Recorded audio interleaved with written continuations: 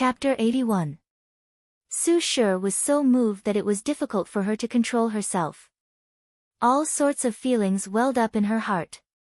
She hugged Jiang Wan and said, "That unfortunate Mei-er of mine passed away early. Wan-er has grown up so big, I don't know how much suffering she has suffered. It's all this old woman's fault." Seeing that Su Shi was about to cry again, Zhao Guang hurried forward and patted her shoulder, comforting her. "Furen, isn't Wan back now? Why are you thinking about such unhappy things?" Zhao Yi also consoled, "Grandmother, now that cousin is back, it's time to be happy." The two Zhao grannies also consoled her. Su Shi wiped her tears and said with a smile, "Look at me, wasting a good time for no reason. Wan-er, don't blame this old woman."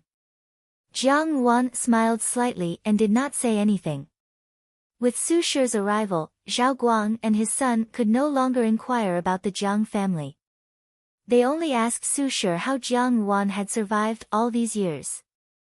Jiang Wan answered them one by one, hiding the fact that the Jiang family had not treated her well. Even so, the indifference in her words gave Su Shi some clues. Jiang Wan did not want to talk about it, so she did not ask in detail. She only looked at Jiang Wan with an even more loving and distressed gaze. Zhao Guang and his son already had some understanding of Jiang Wan and knew of her past. Seeing that she had written a good lie to reduce Su Shi's guilt, they liked Jiang Wan even more. Zhao Yulong and Zhao Feizhou had never seen Jiang Wan before. They only knew that a cousin had suddenly come to the General Fu, so they looked at Jiang Wan curiously. Jiang Wan and Su Shi chatted for a while, and Su Shi made arrangements to personally cook for Jiang Wan. She called the Jiang family's grannies and waited for the womenfolk to leave. Jiang Wan looked at Zhao Guang and said, "I still have something to say." Zhao Guang waved his hand, "Come to the study." He turned to look at Zhao Yuanjia and the others, "You guys come too." Zhao Yi was considered an adult, so he naturally followed behind. Zhao Yulong and Zhao Feizhou also wanted to follow, but Zhao Yuanfeng stopped them and they left unhappily. When they arrived at the study, Zhao Guang sat down on a chair and looked at Jiang Wan. "How does Jiang Quan plan to deal with your eldest brother?" The first thing he asked was not about giving out porridge, nor was it about Chong Xin Manor, but about Jiang Xin. Jiang Wan was slightly taken aback, and then she smiled. "Does this mean that maternal grandfather has agreed to help me?" Zhao Guang glared at him. "He is the grandson of the Zhao family. How can I just stand by and watch?" Jiang Wan slightly hung her head. At that time, she had not known the attitude of the Zhao family, so she had pulled Jiang Quan and Xia Yan in. In reality, the fact that the servant girl had heard of Jiang Quan's plan was nothing more than groundless rumors. It was just that in her previous life, Jiang Xin had been murdered. No matter how she thought about it, there was nothing more likely than this. Even if the Zhao family's plan failed, she couldn't risk Jiang Xin's life. She said, "Big brother will probably reach the capital in 5 days. On the way back, there will definitely be an accident." Pausing, she looked at Zhao Guang and said, "Although I don't know what method they used, they have enough confidence to kill Big Brother." Zhao Guang clenched his fists. What arrogance! The Jiang family still doesn't have that much power. Now that the Jiang family's accounts are empty, and Jiang Quan's career has been repeatedly blocked, the Jiang family is just an empty shell. The one who truly accomplished this is the Xia family. Xia family? Zhao Yuanping frowned. Xia Yan's maiden family? That's right, Jiang Wan said indifferently. The Xia family and the Jiang family are in-laws. Even if there is any conflict, as long as Big Brother is not around, Jiang Chao will be the future head of the Jiang Fu. Jiang Chao is the head of the family, and his relationship with the Xia family cannot be severed. If Big Brother is the head of the family, the relationship between the Xia family and the Jiang family will not last long. Therefore, as long as the Jiang family asks for help from the Xia family has no reason to refuse. Zhao Yuanfeng said, "Isn't this forcing people to their deaths?" The Jiang family is really despicable. Father, let me go kill that bastard Jiang Quan. Zhao Yuanfeng and Zhao Mei had always been close, and at the beginning, he had been extremely against Jiang Quan. Today, he had heard from Jiang Yuan that Zhao Mei had been bullied by Jiang Quan. When he thought of the days when his dearest sister had endured humiliation, he had long been filled with indignation towards Jiang Quan. Now that he heard that Jiang Quan had plotted to murder Jiang Xing, he could not wait to immediately avenge Zhao Mei. Sit down. Zhao Guang roared, isn't this troublesome enough? Jiang Yuan smiled faintly, youngest uncle, this matter is definitely related to the Xia family, but there is another family that may also be involved. Who? Zhao Yuanjia asked. Prime Minister Li Dong's family. Once these words were spoken, everyone's expressions changed. After a moment, Zhao Yi asked, how did Li Dong get involved with the Xia family and the Jiang family? Li Dong is the 8th prince's man, and the Xia family is also the 8th prince's man. The Li family and the Xia family are one. When the Jiang family is in trouble, the Li family will not stand idly by. Jiang Yuan smiled, moreover, Jiang Quan also wants to marry me to eldest young Master Li, so that I can be a stepping stone to befriend the Li family. Shameless. Zhao Guang slammed the table, the muscles on his cheeks trembling in anger, and his eyes were bloodshot. Who in the capital did not know what kind of person Li Yang was? He was a debauchee who slept with women. He could not even fit a backyard full of beautiful concubines, and he loved to play the father-son game with Li Dong. Jiang Yuan entering the Li family was tantamount to a sheep entering a tiger's den. Jiang Quan was Jiang Ruan's own flesh and blood, but he had the face to do it. Zhao Yi also said in disbelief, Biaomei, is what you said true? Jiang Yuan nodded. Perhaps the Li family and the Xia family would plot against Jiang Xing, but of course, it was not because of this reason. Rather, it was because Lian had been frequently running around with the Jiang Fu recently, and his relationship with Jiang Su and Xia Yan had become much more harmonious. Lian's intellect was not that of an ordinary person, and it was likely that he had discovered that Li Yang's matter was not Jiang Su's doing. If Lian knew that she was the culprit, he would think of a way to take revenge. If Xia Yan wanted to plot against Jiang Xing, Lian would naturally be happy to join in. Zhao Yuanjia muttered, even a vicious tiger will not eat its cubs. Those who are loyal are usually those who butcher dogs, and those who are unfaithful are mostly scholars. Jiang Quan and Jiang Su have always been famous for their talents, so naturally, they are cruel and unscrupulous. Jiang Yuan said lightly. She spoke in a casual manner, as if she was talking about an extremely ordinary matter. However, within that gentle voice, there was a ruthless hatred that caused one to shiver inexplicably. After a pause, she said, if they want to ambush people on the road, they should naturally bring a lot of troops and horses. I will have to trouble maternal grandfather to send troops, and also to send people to monitor the movements of the Xia and Li families. If there are any unusual movements, follow them, and they can protect my eldest brother's life. Is there a need to send troops to this extent? Zhao Yuanjia said hesitantly, since Xing is the deputy general, he will return with the troops. With such a large troop, how would they dare to kill people in broad daylight? I do not know what method they used, Jiang Yuan said, I only know that if they do not send enough troops, my eldest brother will be in danger. They will only choose to act before entering the capital. Once they enter the capital, under the feet of the emperor, it will be difficult to act again. So, they will definitely think of a way to take my eldest brother's life. Eldest maternal uncle, don't doubt me. Her tone was a little cold. Zhao Yuanjia was stunned, and said, I am not doubting you. Maternal grandfather, do you agree to my conditions? Jiang Yuan asked. Although Zhao Guang was a military general, he was not an impulsive person. Usually, when he fought a battle, he would guarantee that nothing would go wrong. But now, without thinking, he said, I promise you. He is my grandson, so the Zhao family will naturally protect him. Jiang Ruan said, "Many thanks, maternal grandfather." Zhao Guang looked at her.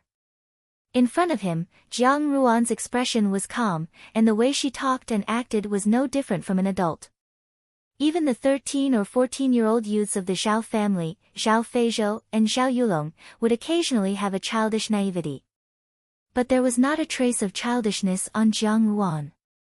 On the surface, she looked gentle, but there was a kind of indifference. Only those who had experienced the baptism of blood on the battlefield would have such a vicious aura, and it had already penetrated deep into Jiang Ruan's bones. He sighed in his heart. Su Shi could not see clearly, but he knew many people. After the initial shock, he could see that from beginning to end, Jiang Ruan did not have the slightest trace of excitement to recognize her as a relative. Her heart was as firm as a rock. Perhaps, every word she said to the Zhao family today was a reply that had been carefully thought out, and every word had a special meaning. She was scheming against the entire Zhao family, but the method she used was not a conspiracy, nor was it coercion. It was like a silent moistening, and people had no choice but to agree to her request. Even if they were being schemed against, they were willing. For Jiang Ruan to be so precocious, her many years of life in the Jiang family must have been 10,000 times more dangerous than what she had described. After all, he was a descendant of the Zhao family. When he thought of the deceased Xiao Mei, how could he remain indifferent? Thinking of this, he did not want to ask about the matter of the porridge and Chong Xian manor anymore. He said, "Your maternal grandmother should have already prepared the meal. Cough, let's go out together." As he spoke, he stood up and slowly walked out. He did not know if it was because the matter of Xiao Mei had hit him too hard, but his tall and sturdy back seemed to have aged a little. Zhao Yuanjia and the others also followed him out of the study. Just as Jiang Ruan was about to leave, a figure appeared in front of her. Zhao Yuanping stopped her and smiled. "What exactly do you want to do?" He looked at him inquiringly. Ruan Yang does not understand what second maternal uncle said. Why did the Li family participate? It is not because of the reason you said that Jiang Xing would definitely be ambushed. You are so certain that there must be other reasons. Father does not ask, but it does not mean that I will not ask. Zhao Yuanping's expression gradually became serious. Jiang Ruan, even if you are Mei Er's daughter, I still want to ask, what exactly do you want to do? Jiang Ruan looked at him quietly. The Zhao family's 3 generations were all military generals, but Zhao Yuanping was born with incomparable intelligence. Unfortunately, the Zhao family disdained to walk the path of literature. Thus, Zhao Yuanping could not pass the imperial examinations and bring glory to the Zhao family. He was familiar with the art of war, and as a strategist with wonderful foresight, he was also very outstanding in one aspect, and that was to grasp the hearts of people. On the battlefield, guessing the enemy's thoughts could help the army win the battle better. At present, Zhao Yuanping was on guard against her. However, she had never thought of hiding it from Zhao Yuanping. She said, "Second maternal uncle, why are you so nervous? I will not harm the Zhao family. Otherwise, I would not have given out porridge, and I would not have saved De Biaoji's life. Second maternal uncle is so suspicious of me. Up until now, have any of the things I have done been detrimental to the Jiang family?" Seeing that Zhao Yuanping's expression did not change, she smiled faintly and said, "Moreover, if I can save my eldest brother, it is necessary to capture a group of assassins. Following the vines to the melon, the captured people will be able to expose the Li family. The Li family and the Zhao family have always been at odds with each other in the imperial court. Second maternal uncle is not aware of this. Once something happens to the Li family, the 8th prince's power will be damaged. Isn't this the scene that the General Fu would be most happy to see?" Zhao Yuanping suppressed the astonishment in his heart and frowned. Jiang Ruan had openly announced these private matters in broad daylight. Moreover, every sentence had pierced through his thoughts. For a moment, Zhao Yuanping had nothing to say. Jiang Ruan said, "Second maternal uncle, rest assured that I will not harm the Zhao family. The Jiang family and I have an irreconcilable hatred. Even if it is to create trouble for the Jiang family, I will do my best to help the Zhao family." Saying this, she lightly bowed to Zhao Yuanping and left without saying anything. Zhao Yuanping pondered for a moment behind her, and then he also laughed softly. Restoring his previous expression, he walked towards the main hall. The Zhao Fu was filled with a warm and joyful atmosphere, while the rest of the capital was gloomy, as if a storm had suddenly descended. In the Jiang Fu's Yan Hua Yuan, Xia Yan grabbed Lin Lang and said, "Did you hear it clearly? Did Sun Darren really say that?" Lin Lang nodded, "Yes, Furen. Eldest young master has indeed become a deputy general and will arrive in the capital in 5 days. What should we do now?" Xia Yan's grip on the teacup tightened, and with a "pa" sound, she threw the teacup to the ground. The top-notch pastel porcelain cup with a golden butterfly depicting a beautiful woman was instantly smashed into pieces. Lin Lang stood to one side, not daring to breathe loudly. She looked at Xia Yan, somewhat cowering. Xia Yan gritted her teeth and said, "That little bastard actually had such a fortuitous encounter. How could he not have been shot to death on the battlefield?" At present, she had been having a headache all day over how to prevent Jiang Su from going to the family temple. Jiang Quan seemed to have steeled his heart, but Jiang Su had not been able to sleep well since the day Huiju had left. At night, she would always say that someone was knocking on the door, but when she went to open it, she discovered that there was nothing at all. She had written to Huiju to invite him over, but Huiju had only said that the evildoer's demonic aura was too strong, and that it would be best to send Jiang Su to the family temple as soon as possible to get rid of bad luck. Xia Yan was so indignant that she wished she could tear Huiju's mouth apart. At such a difficult time, she had heard that Jiang Xing had given birth to a deputy general and was about to return to the capital, flushed with success. How could she not be angry? However, along with deep jealousy and hatred, there was also worry. Jiang Chao's failure in the imperial examinations had already caused Jiang Quan to be somewhat disappointed. If Jiang Xing were to return at such a time, and also achieve meritorious military service, it was hard to guarantee that Jiang Quan would not have other thoughts. Even if Jiang Quan did not like Jiang Xing and would not shake Jiang Chao's position, Jiang Chao was unable to enter the imperial court, and thus had no way of interacting with people in the bureaucracy. At this time, if Jiang Xing were to enter the imperial court and make friends with people in the bureaucracy, it would also be disadvantageous to Jiang Chao in the future. When the people of the great Jin dynasty mentioned the sons of the Jiang family, they only needed to know Jiang Chao. Jiang Xing was superfluous. Her Chao, absolutely could not be left with any stain, and his position could not be shaken by anyone. Xia Yan clenched her fists tightly, and the expression on her beautiful face was incomparably sinister, like a man-eating demon. Jiang Chao cannot be left alive. What does Madam mean? Lin Lang had followed Xia Yan for many years, and could more or less guess some of Xia Yan's thoughts. If that little bastard returns, where will my Chao go? People in this world love to compare, and will only use Jiang Xing's success to compare Chao's failure. How can I let such a thing happen? Xia Yan gnashed her teeth. Ever since Jiang Chao had failed the imperial examinations and had his little finger chopped off by the people of Baihua Lu, his temperament had become very strange. He was no longer as bright and cheerful as he had been in the past, and his entire person carried a kind of gloomy gloom that made people feel somewhat afraid. Does Madam intend to make a move after eldest young master returns to the Fu? Lin Lang asked. After returning to the Fu? Xia Yan laughed coldly.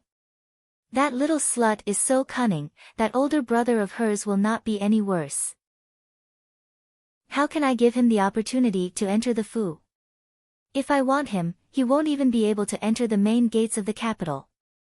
Lin Lang was astonished. Could it be that Madam intends to, but behind eldest young master is an entire army? Madam's actions are too risky, and besides, there is no guarantee of success.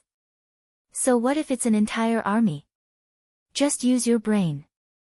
Xia Yan said impatiently, doesn't Jiang Xing love this younger sister the most? Using his sister as bait, I don't believe that he won't obediently fall into the trap. At that time, the reason why Jiang Xing had left the Jiang Fu to join the army was, after all, because of Jiang Yuan. He had not expected that he would actually have such an opportunity. Madam, do you want master to? Lin Lang asked. No, don't tell him. Xia Yan's fingers gradually tightened, and a trace of hatred flashed in her eyes. He must not know. If this had happened in the past, it would have been fine. Previously, Jiang Chao had been intelligent and was also Jiang Quan's pride. With Jiang Chao, how could Jiang Quan still have Jiang Xing's shadow in his eyes? Even if Jiang Xing had given birth to a deputy general, for Jiang Chao's sake, he would still turn a blind eye, and even secretly help him. But now, Jiang Chao had become the laughingstock of the entire capital. His colleagues often ridiculed Jiang Quan because of this matter. In his heart, Jiang Quan was afraid that he had developed a dislike for Jiang Chao.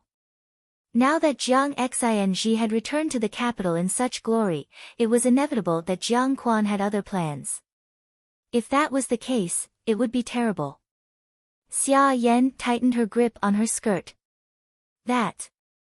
Madam, go and ask the Marquis for help. Will the Marquis help? Lin Lang asked.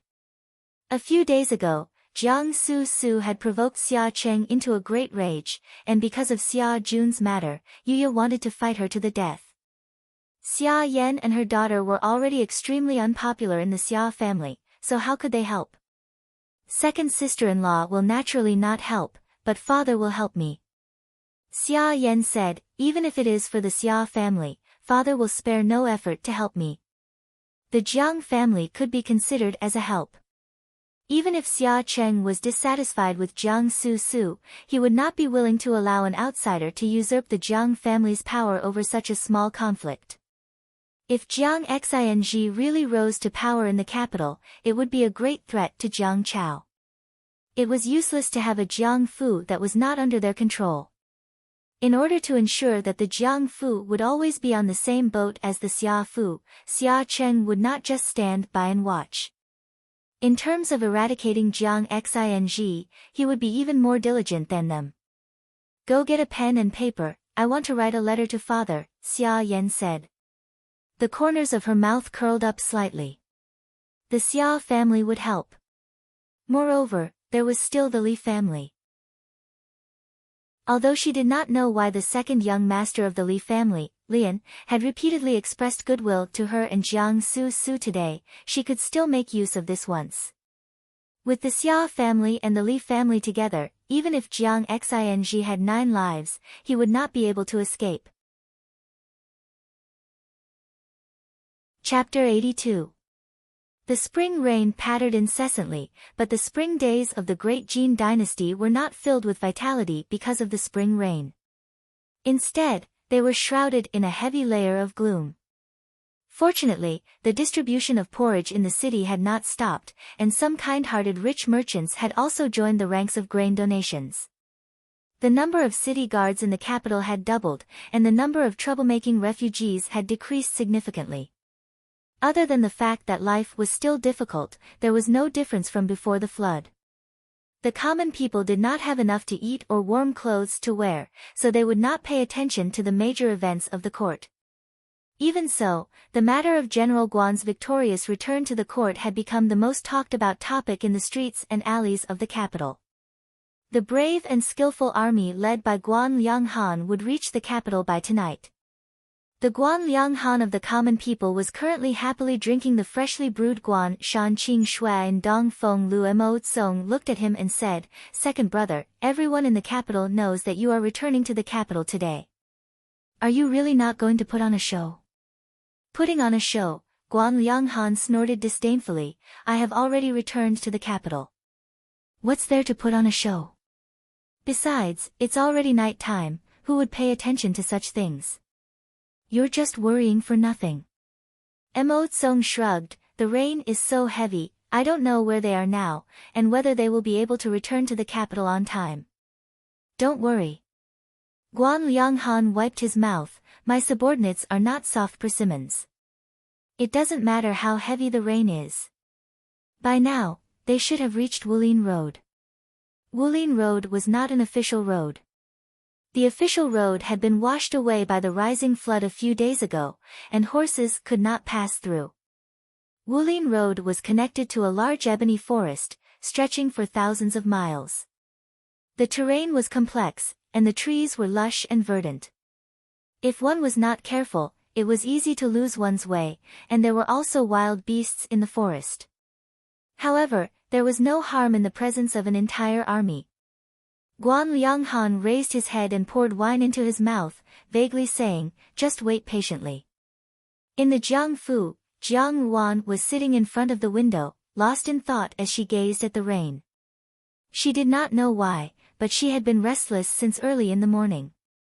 Lian Xiao hurriedly ran in and said, Miss, this servant saw an unfamiliar old woman enter Yan Huayuan. When she came out, she seemed very happy, and the people in Yan Huayuan were also in a jubilant mood. Jiang Ruan's eyes twitched, did you see clearly? Lian Xiao nodded. Jiang Yuan said, I want to leave immediately. Bai Ji, Lian Xiao, follow me.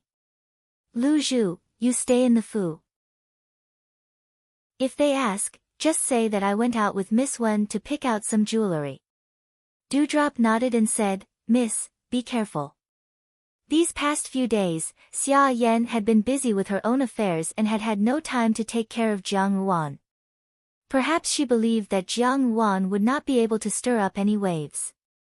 Once Jiang Xing died, Jiang Yuan would be even less of a threat, so she was very lenient towards her. Jiang Ruan's relationship with Dong Ying'er and the others had also become closer. Occasionally, she would use this excuse to go out, which was also very convenient. The three of them went out. Bai Ji went to look for a carriage outside and the three of them went straight to the General Fu. Just as he arrived at the entrance of the general's mansion, he saw Zhao Yi and Zhao Yuanfeng, along with a group of guards, about to leave.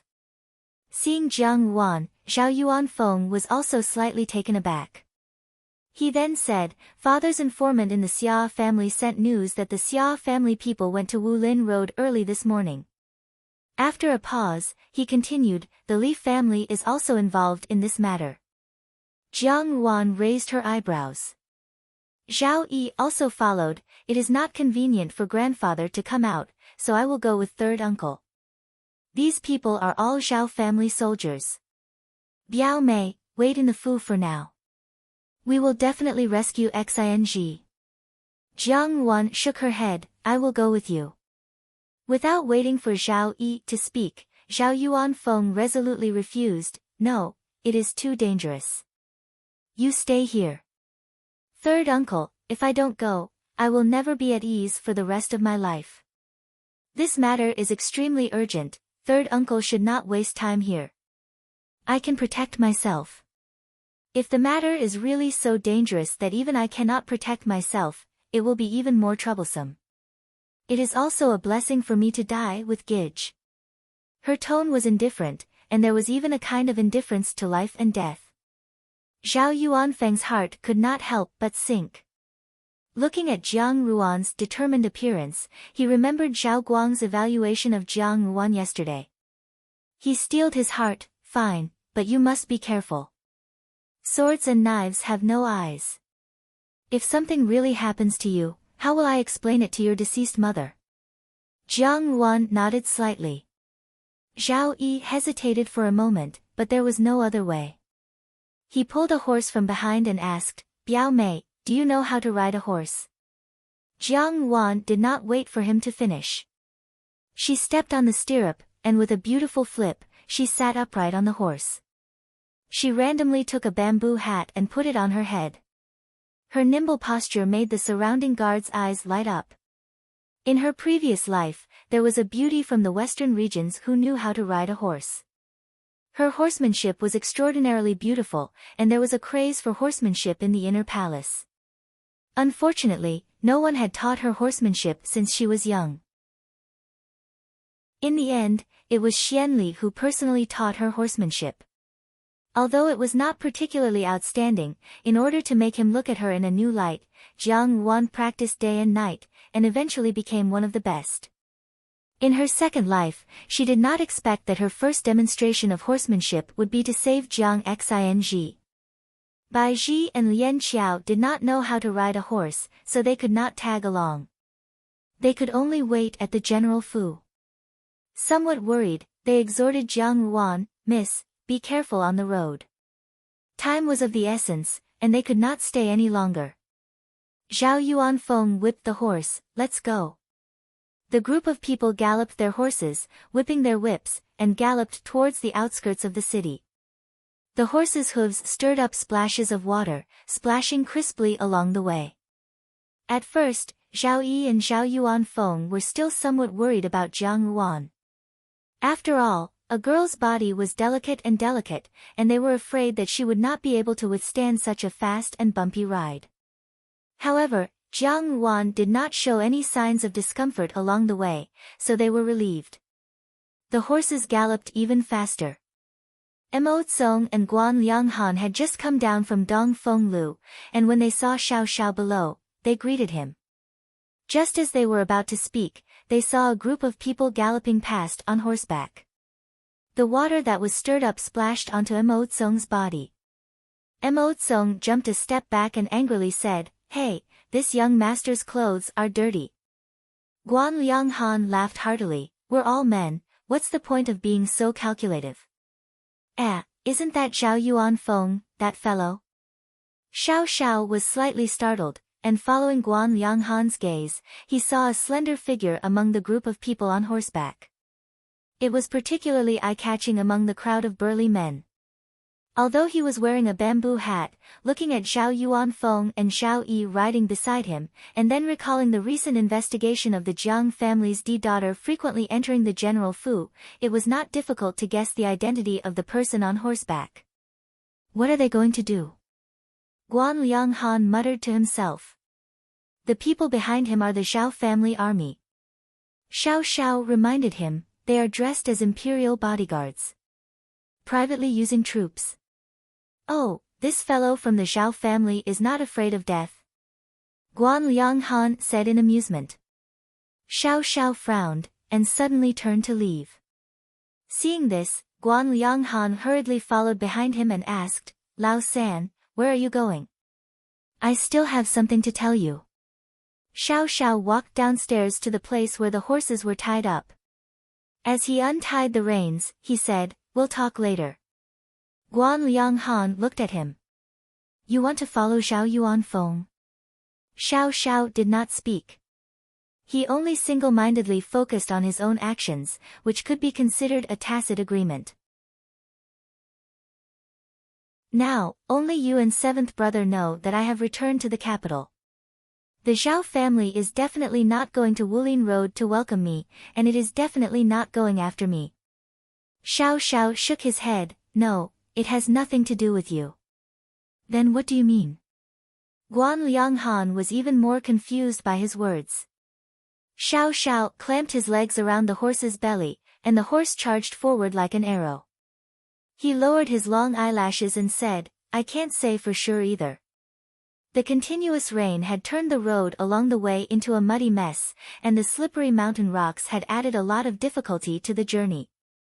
A journey of 3 days on foot would definitely take them 5 days to reach their destination. The Guan family army had been on the road for many days, and the soldiers were already showing signs of fatigue. In front of them was Wulin Road. The rain had washed away the official road, and Wulin Road was densely covered with trees. It was easy to get lost, and the road was endless. The army stopped in front of Wulin Road to rest. Guan Lianghan was not present, so the entire army obeyed Jiang Xing's command. A soldier warmly called out to Jiang Xing, "Deputy General, come sit down and eat something." Jiang Xing smiled and shook his head, "No need." The soldier did not say anything more. From a small soldier who cooked food to a deputy general on the battlefield, Jiang Xing had spent a whole 5 years. The Jiang family valued literature over martial arts, and he had grown up reading the 4 books and 5 classics, so he had never practiced martial arts. However, it was not until he could not even protect his own sister that he understood the principle of being a useless scholar. Even when he had arrived at the army camp, he had received a lot of cold looks from the beginning. On the battlefield, blades and swords had no eyes. With his aptitude, being able to keep his life was already a blessing from the heavens. However, in the end, Jiang Xing had still reached the position he had today. He stroked the horse's head, feeling somewhat timid in his heart. When he had first decided to join the army, it had been a moment of youthful impulsiveness. Later on, when he had entered the battlefield, he had been unable to control himself and had not returned to the capital for 5 years. Now that he thought about it, it was not a good idea to put Jiang Yuan in the position where the Jiang family ate people. Over the years, he had also changed his name and secretly sent people to bring letters to Jiang Yuan, but there had never been a reply. The closer they got to the capital, the more worried Jiang Xing became. After so many years, would Jiang Yuan be living well? Would she encounter any mishaps? After Zhao Mei's death, Xia Yan had a sweet face but a bitter heart. Jiang Quan had never liked the siblings, and Jiang Yuan was alone. Would she be bullied by the brothers and sisters of the Jiangfu? The more he thought about it, the more Jiang Xing's heart gave birth to a strange feeling. An indescribable irritation gradually arose. As he was lost in thought, the horse beside him lowered its head and nudged his body with its beak, its front hooves pawing the ground. Jiang Xing smiled and said, "Got it, Hei Feng. I will take you to get some water." Along the way, there was no water source. The water on the ground was mixed with too much dead animals and mud. For fear of getting sick from drinking it, all the water was given to the weak soldiers and horses. Hei Feng had already been thirsty for a long time. There was a small stream in the forest of Wulin Road. Jiang Xing instructed a soldier beside him, "I will take Zhui Feng to fetch some water. You let the brothers rest here first, I will return quickly." The soldier received the order and left. Jiang Xing leaped onto the horse's back and affectionately patted Hei Feng's neck. "Let's go." Hei Feng snorted and ran forward. Although it was easy to get lost in Wulin Road, an old horse knew the way, so Jiang Xing was not worried. Hei Feng had only run a few steps when he saw a meandering stream appear in front of him. Because they were in the middle of the Wulin forest, the dense tree branches blocked most of the rainwater. From a distance, the stream was crystal clear, completely unsullied by the mud. Jiang Xing was delighted, but at this moment, Hei Feng stopped. Jiang Xing thought that the horse was tired, so he patted its head. "We will be there soon." "Hei Feng, walk a little further." Hei Feng snorted a few times, raised its front hooves heavily, and put them down again. Unexpectedly, it refused to take another step. Jiang Xing was surprised, but Hei Feng was already anxiously stomping on the ground. Hei Feng was a warhorse that had been on the battlefield, so it had some intelligence. Jiang Xing was suspicious, but he calmly stroked the mane on Hei Feng's neck. Hei Feng felt Jiang Xing's comfort and gradually calmed down. Jiang Xing focused his eyes and heard a whoosh. The sound of something breaking through the air came from the forest. Jiang Xing suddenly reached out and caught the object. It was an arrow with a red cloth bag tied to it. Jiang Xing suspiciously removed the red cloth bag and opened it. There was half a piece of amber inside. He stared blankly and clenched his fists tightly. When Zhao Mei was alive, there were 2 half-moon-shaped pieces of amber. The 2 pieces of amber were 2 complete pieces, but they could be pieced together to form a whole piece. The butterflies in the amber also happened to be the butterfly wings on the middle half of each piece. It was completely natural and lifelike. Zhao Mei made a necklace out of the amber and gave one piece to Jiang Xing and the other to Jiang Yuan. The piece of amber in front of him was clearly the piece on Jiang Ruan's body. Someone had taken Jiang Ruan's things. Although he didn't know what their purpose was, it was related to Jiang Ruan. Jiang Xing's hands caressed the amber on his neck. His eyes narrowed, and in an instant, he emitted a kind of hostility. The place where the troops and horses were resting was very close, but if they went any deeper, there might be unknown dangers. There was a rustling sound in the forest. In the depths of the forest, a corner of a robe flashed quickly, heading towards the center of the dense forest. Jiang Xing fiercely slapped the horse's belly, Jia. Whether it was a conspiracy or not, the other party had used Jiang Ruan to threaten him, so he couldn't remain indifferent. He couldn't even send a message to the troops. At this moment, Jiang Xing's heart was full of impatience, as if he had walked through a raging inferno. He Feng felt his anger. Even if it was unwilling to go forward, it still let out a long neigh and rushed into the dense forest. The terrain of the ebony forest was complex, and it was Jiang Xing's first time here. Unfortunately, the person in front of him was extremely skilled, and he specifically chose the rugged and narrow path to go forward. He Feng followed, and the deeper they went into the forest, the taller the ebony trees became. They almost covered the entire sky, and not a single trace of light could be seen. In the darkness, the shadow of the person in front of him flashed and suddenly disappeared. He Feng abruptly stopped.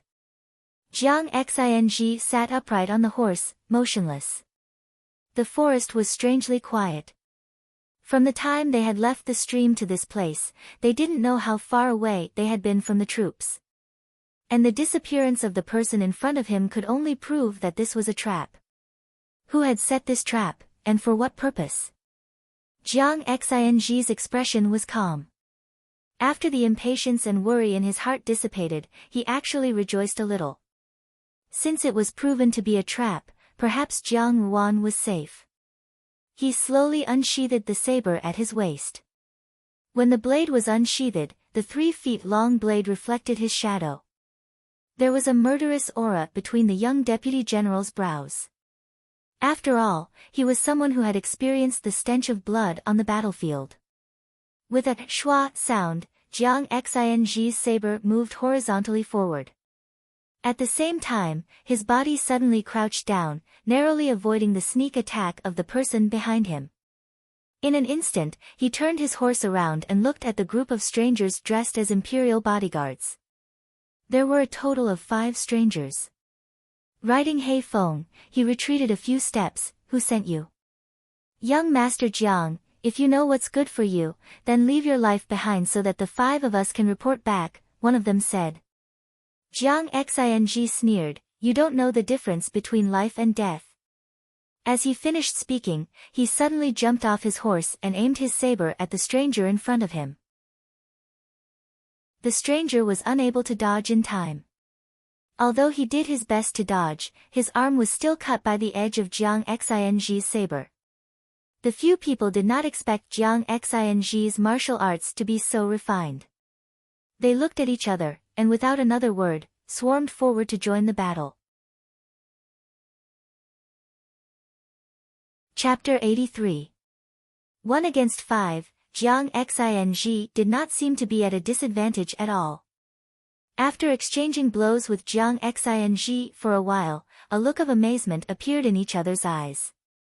Jiang Xing was someone who had been to the battlefield after all. He was a completely different person from the rumored weak and scholarly young master of the Jiang family. After exchanging blows for a while, the imperial bodyguards found it somewhat strenuous and exhausted a great deal of their strength. One of them signaled the other with his eyes, and the 2 of them instantly became ruthless, using all their strength to press forward step by step. The other person circled behind Jiang Xing and forcefully chopped at the horse's leg. He Feng let out a long neigh as his front leg was heavily cut by a blade. He Feng bent both legs and knelt down. Jiang Xing flipped over and dismounted from his horse. The other 2 took advantage of this opportunity to attack. Jiang Xing leaned to the side, but just as his feet touched the ground, he felt his body suddenly sink. He was startled and looked down. Sure enough, his calves had sunk into the mud.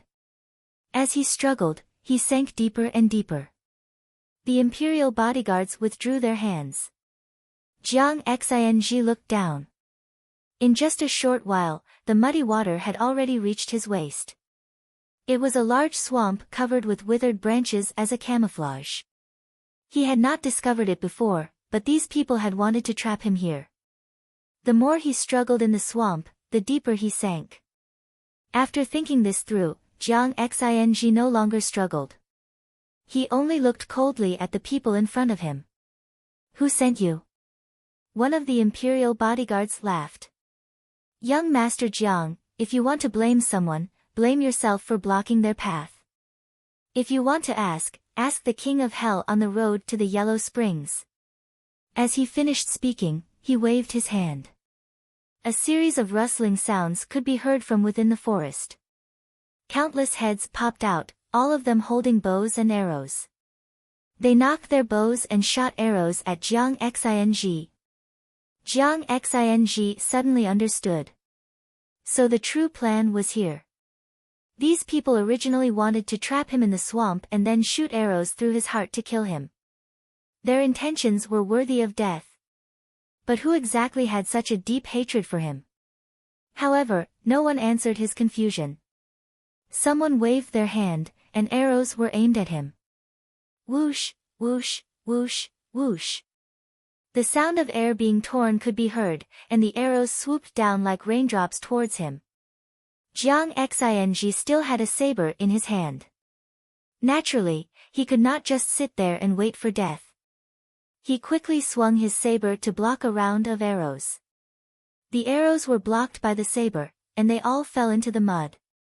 Jiang Xing frowned. Every time he swung his saber, his body would sink. If this continued, even if he was not shot to death by the arrows, he would be submerged in the swamp and disappear from this world. No matter what he did, he couldn't escape death. He was in a dilemma. What a vicious scheme. The imperial bodyguard waved his hand, and a new round of arrows came one after another. This time, it was even more concentrated. Jiang Xing slowly lifted his saber, but before he could swing it, the arrows that were still in the air seemed to have been possessed by some evil spirit, and they fell to the ground in midair. In the distance, there was a series of bang, bang, bang, bang, sounds of swords and knives colliding, and the urgent sound of horse hooves. He focused his eyes and saw that there was actually a group of people galloping from the depths of the ebony forest. Wherever they went, they chopped down the people who had knocked their bows and shot arrows. This group of people arrived abruptly. Not only was Jiang Xing astonished, but the imperial bodyguards were also shocked. One by one, they turned around to deal with the people on the horses. They were too far away, so Jiang Xing could not see clearly. The two men at the front had unfamiliar facial features, but there was a horse in the middle that rode slightly slower. The person on the horse was dressed in red and wore a bamboo hat. Jiang Xing could not see the person's face clearly, but he felt that there was something strange in his heart. On the horse's back, Jiang Yuan clenched her fists tightly. Even after experiencing the painful torment of her previous life, she thought that her temperament had been tempered to be tenacious and cold. However, when she saw the situation in front of her, she still felt an irresistible anger from the bottom of her heart. So, in her previous life, this was the truth behind Jiang Xing's death. The eldest young master of the Jiang family, who had thought that he would be able to return home in splendor with the wind of success, had been trapped in this dark and gloomy ebony forest, like a trapped beast trapped in a swamp. Thousands of arrows pierced through his heart, and he died. In a place not far from the capital, he had quietly disappeared from this world.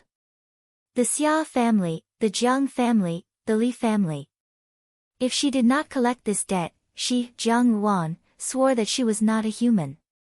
The archers lying in ambush in the depths of the forest saw that the situation was not right and began to exchange blows with the people that Zhao Yuanfeng had brought with him. However, There were simply too many archers, and for a moment, it was difficult to distinguish who was superior and who was superior. Seeing that Jiang Xing's body was still slowly sinking into the swamp, Jiang Ruan's heart shivered. She no longer thought about it and urged her horse to rush straight towards Jiang Xing. The imperial bodyguards had originally thought that the situation had already been settled. Who would have thought that a group of people would suddenly appear out of nowhere? Naturally, they were extremely angry. Several of them exchanged blows with Xiao Yuanfeng and Xiao Yi, but one of them noticed Jiang Ruan. Among this group of people, Jiang Ruan appeared to be somewhat special. With her petite figure, it was difficult for people not to notice her.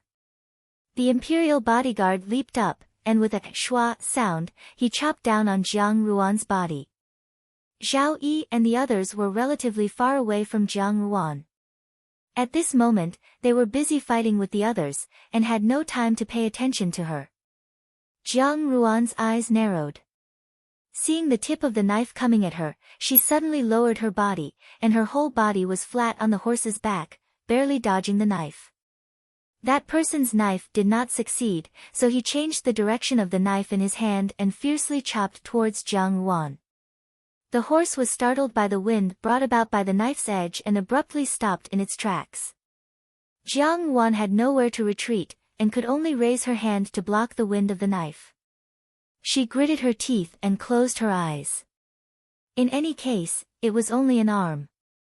However, in the end, the wind of the knife did not chop down. Jiang Ruan only heard a crisp ding, and the man's muffled groan.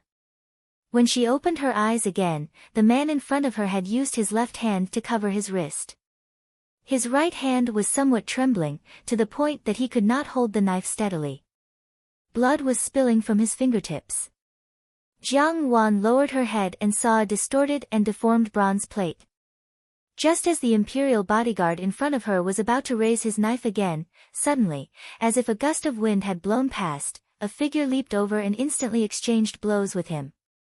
Jiang Ruan was slightly startled. In just a moment, the imperial bodyguard's neck had been slashed by a knife. Clutching his neck, he rolled on the ground. Even Jiang Xing had been entangled with several people for a long time. With a single move, this person had dealt with one of them. When the others saw this, one after another, they surrounded him. Jiang Ruan was still on the horse when this person turned his head to look at her. It was Xiao Xiao. His elegant and heroic face turned away, and he said indifferently, "Go behind me." His eyes coldly stared at the two imperial bodyguards who had surrounded him, as if he did not place them in his eyes in the slightest. The imperial bodyguards had come to deal with Xiao Xiao. Xiao Yi had the opportunity to gallop over on his horse, and worriedly asked, "Biaomei, are you all right?" Jiang Ruan shook her head. When Xiao Yi saw Xiao Xiao, he was stunned again. "Xiao Wangye." Jiang Ruan said to Xiao Yi, "There's no time to lose, let's hurry and save my eldest brother." In the ebony forest, the sounds of fighting and killing resounded incessantly. Without demur, Xiao Yi rushed towards Jiang Xing's location. The archers lying in ambush in the forest were more troublesome than they had imagined. Firstly, there were many of them, unexpectedly more than double the number of the Zhao family army. Secondly, these people did not seem to be idlers, but rather seemed to be part of an organized and disciplined army. The remaining imperial bodyguards aimed their spears at Xiao Xiao and Xiao Yuanfeng. Fortunately, both of their martial arts were not weak, so they did not fall into a disadvantageous position. Xiao Yi expended a great deal of effort before he was able to pull Jiang Xing out of the swamp. At this moment, he heard a loud shout, "Xing, damn it, how did you end up like this?" It was actually Guan Lianghan, who had been tailing behind. While he was speaking, he had been waiting in the same spot for a long time. Finally, he realized that something was wrong, and the Guan family army, who had come out to search for Jiang Xing, also hurried over. Seeing this, Guan Lianghan straightforwardly gave an order, "Damn it, where did this little brat come from, scheming against your grandfather? Go and annihilate all those archers for me." The Guan family army had brought many more people than Zhao Yuanfeng, so subduing these archers was a piece of cake. With Guan Lianghan's help, the archers were quickly subdued to the ground. The remaining imperial bodyguards were also under the swords of Xiao Xiao and Zhao Yuanfeng. They all turned pale with fright. This matter that had been in the bag, how could they have known that there would be a slip-up at this moment? Guan Lianghan stepped forward and kicked the chin of the leading imperial bodyguard. "Hey, speak clearly to your father, who sent you?" That imperial bodyguard glared at them, his throat moving. Seeing this, Jiang Ruan immediately said, "Not good, they want to commit suicide." These people turned out to be death warriors. Their mission had failed, and they would not be able to report back. Falling into the hands of the enemy, they would naturally have to take poison to commit suicide. But what kind of person was Xiao Xiao? Ever since he had taken over the embroidered uniform guards at the age of 10, he had been well aware of this kind of method. In front of him, this action was akin to displaying one's slight skill in front of an expert. In the blink of an eye, several people's jaws had been dislocated. The poison hidden under their tongues could not be swallowed, and they rolled on the ground in pain. Xiao Xiao's sudden action had saved them a lot of trouble. Everyone breathed a sigh of relief. Jiang Xing had escaped a calamity. He cupped his hands in obeisance and said, "Many thanks to everyone for today, but I have a question I would like to ask." He had not finished speaking when he heard a gentle voice, "Eldest brother." Jiang Xing stared blankly. Zhao Yuanfeng and Zhao Yi, however, did not know whether to laugh or cry. Xiao Xiao looked at her meaningfully, and Guan Lianghan frowned. Jiang Xing touched Jiang Ruan's head. "Ruan, what do you mean by that?" Jiang Ruan smiled at him. "I think that eldest brother has only just arrived in the capital. How could he suddenly provoke people to surround and kill him? Perhaps there is some other conspiracy involved. These people are all death warriors, and their mouths are very tight. How could it be so easy to confess?" Guan Lianghan sneered. Of course, ordinary torture methods are useless. Firstly, they are not afraid of pain, and secondly, they are not afraid of death. To pry open their mouths is more difficult than ascending to heaven. Jiang Ruan said faintly, "However, I once heard of a method where the top of a person's skull is opened, and scalding hot oil is slowly poured in. Before the person dies, they can feel the taste of their brain being cooked bit by bit. Even the most unyielding person would not be able to endure that kind of feeling." Everyone stared at her, dumbfounded and tongue-tied. Just listening to Jiang Ruan's words, they felt a chill run down their spines. When the bodyguards on the ground heard these words, their bodies trembled slightly. Zhao Yi swallowed his saliva. "Biaomei, where did you hear this from?" Jiang Ruan smiled slightly. "I heard it from a traveler from the outside. This method is not used to deal with people, but rather, it is used to deal with monkeys. The people from their place like to eat a dish of raw monkey brains. They would fix the monkey on the table, open the top of the skull, and pour hot oil into it. They would eat it while it was boiling. This way, they would eat it fresh." Wan Yang thought that this method was too cruel, and those monkeys would squeak non-stop until their brains were emptied out. She looked at the people on the ground, and her tone was as gentle as ever. "I wonder what it feels like for these people to eat their own brains. Thinking about it, it is really cruel." Zhao Yuanfeng also laughed. "It is indeed too cruel, but this is all for the sake of the people, for the safety of the great Jin dynasty. Who asked these people to harbor evil intentions?" General Guan, you must interrogate them properly." This uncle and nephew pair echoed each other, and the people on the ground almost fainted from anger. Jiang Xing was slightly astonished. In his memory, Jiang Ruan was kind and pure, and even an ant could not help but be trampled to death. And now, if he could not hear the hidden meaning behind these words, then he would have lived all these years in vain. However, seeing Jiang Ruan's cruelty, he did not feel the slightest bit unhappy, only a deep heartache. For a little girl who was ignorant of the ways of the world to become like this, Jiang Ruan must have suffered a lot. When Guan Lianghan heard Jiang Ruan's words, he thoughtfully looked at Jiang Xing, then looked at Xiao Xiao, and said, "You are." He swallowed the words "poisonous woman" that Mo Tsong said, and Guan Lianghan coughed lightly. Xing's younger sister. Jiang Ruan nodded.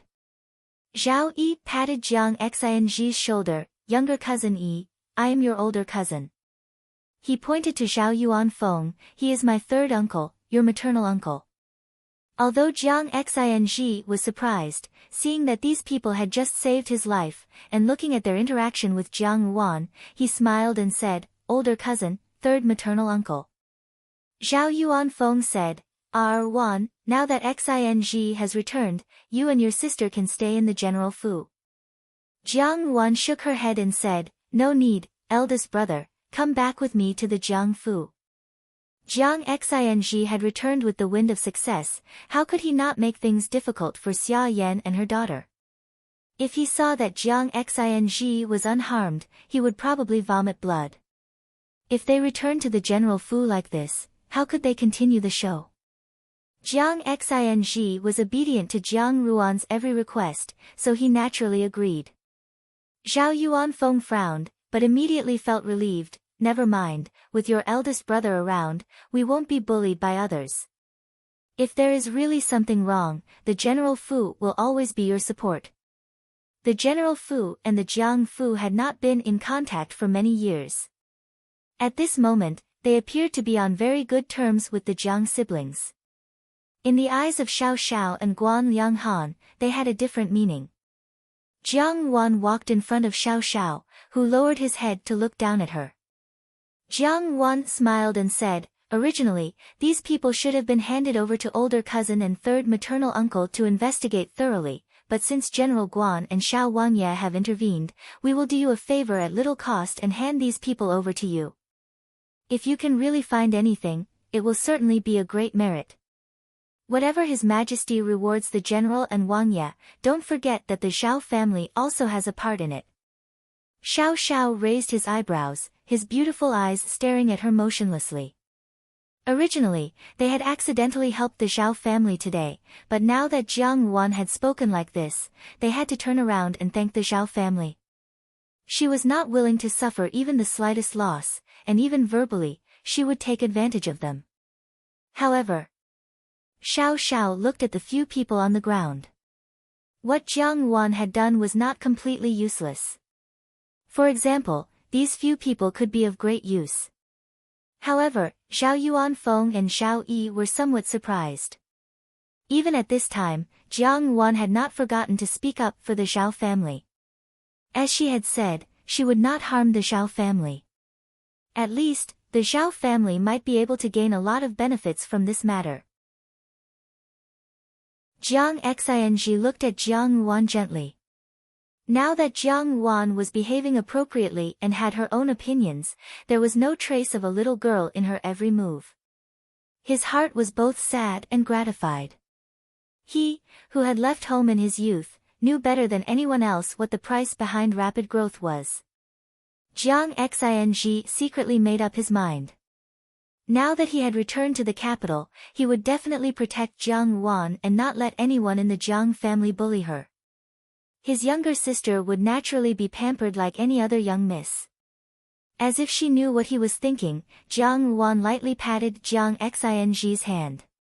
"Eldest brother, I have lived very well these past few years, and it is even better to see you. Now that you have returned to the capital and have achieved military merits, if you don't ride a horse and parade the streets, it would simply be a waste of the numerous victories on the battlefield. I want everyone in the capital of the great Jin dynasty to see your heroic bearing, and I want you to become the capital's youngest hero." She wanted to let those people who had once looked down on them, who had trampled them into the dust, see clearly that no matter what had happened in the past, now that they had met again, the two of them, brother and sister, were above, while those people who were laughing at them were below. Chapter 84. The flood caused the people of the capital to be constantly on the run, and the spring rain pattered non-stop. However, these few days, the 8th prince and the 2nd young master of the prime minister's Fu had achieved initial success in controlling the flood. Moreover, more and more people joined the porridge distribution team, and the situation became much more stable. The capital gradually returned to its former order. For example, this afternoon, the Guan family army returned to the capital early from the frontier. The orderly and solemn army almost filled the entire street. The person in the lead was high-spirited, tall and strong, Guan Lianghan. Keeping pace with him was a young man who was incomparably handsome. Although he was a martial artist, he did not appear crude, but instead had the elegance of a noble son in the capital. The young man was very unfamiliar. There was also a horse carriage behind the team, but it was unknown who was sitting in the carriage. Zhao Yuanfeng and Xiao Xiao had already left.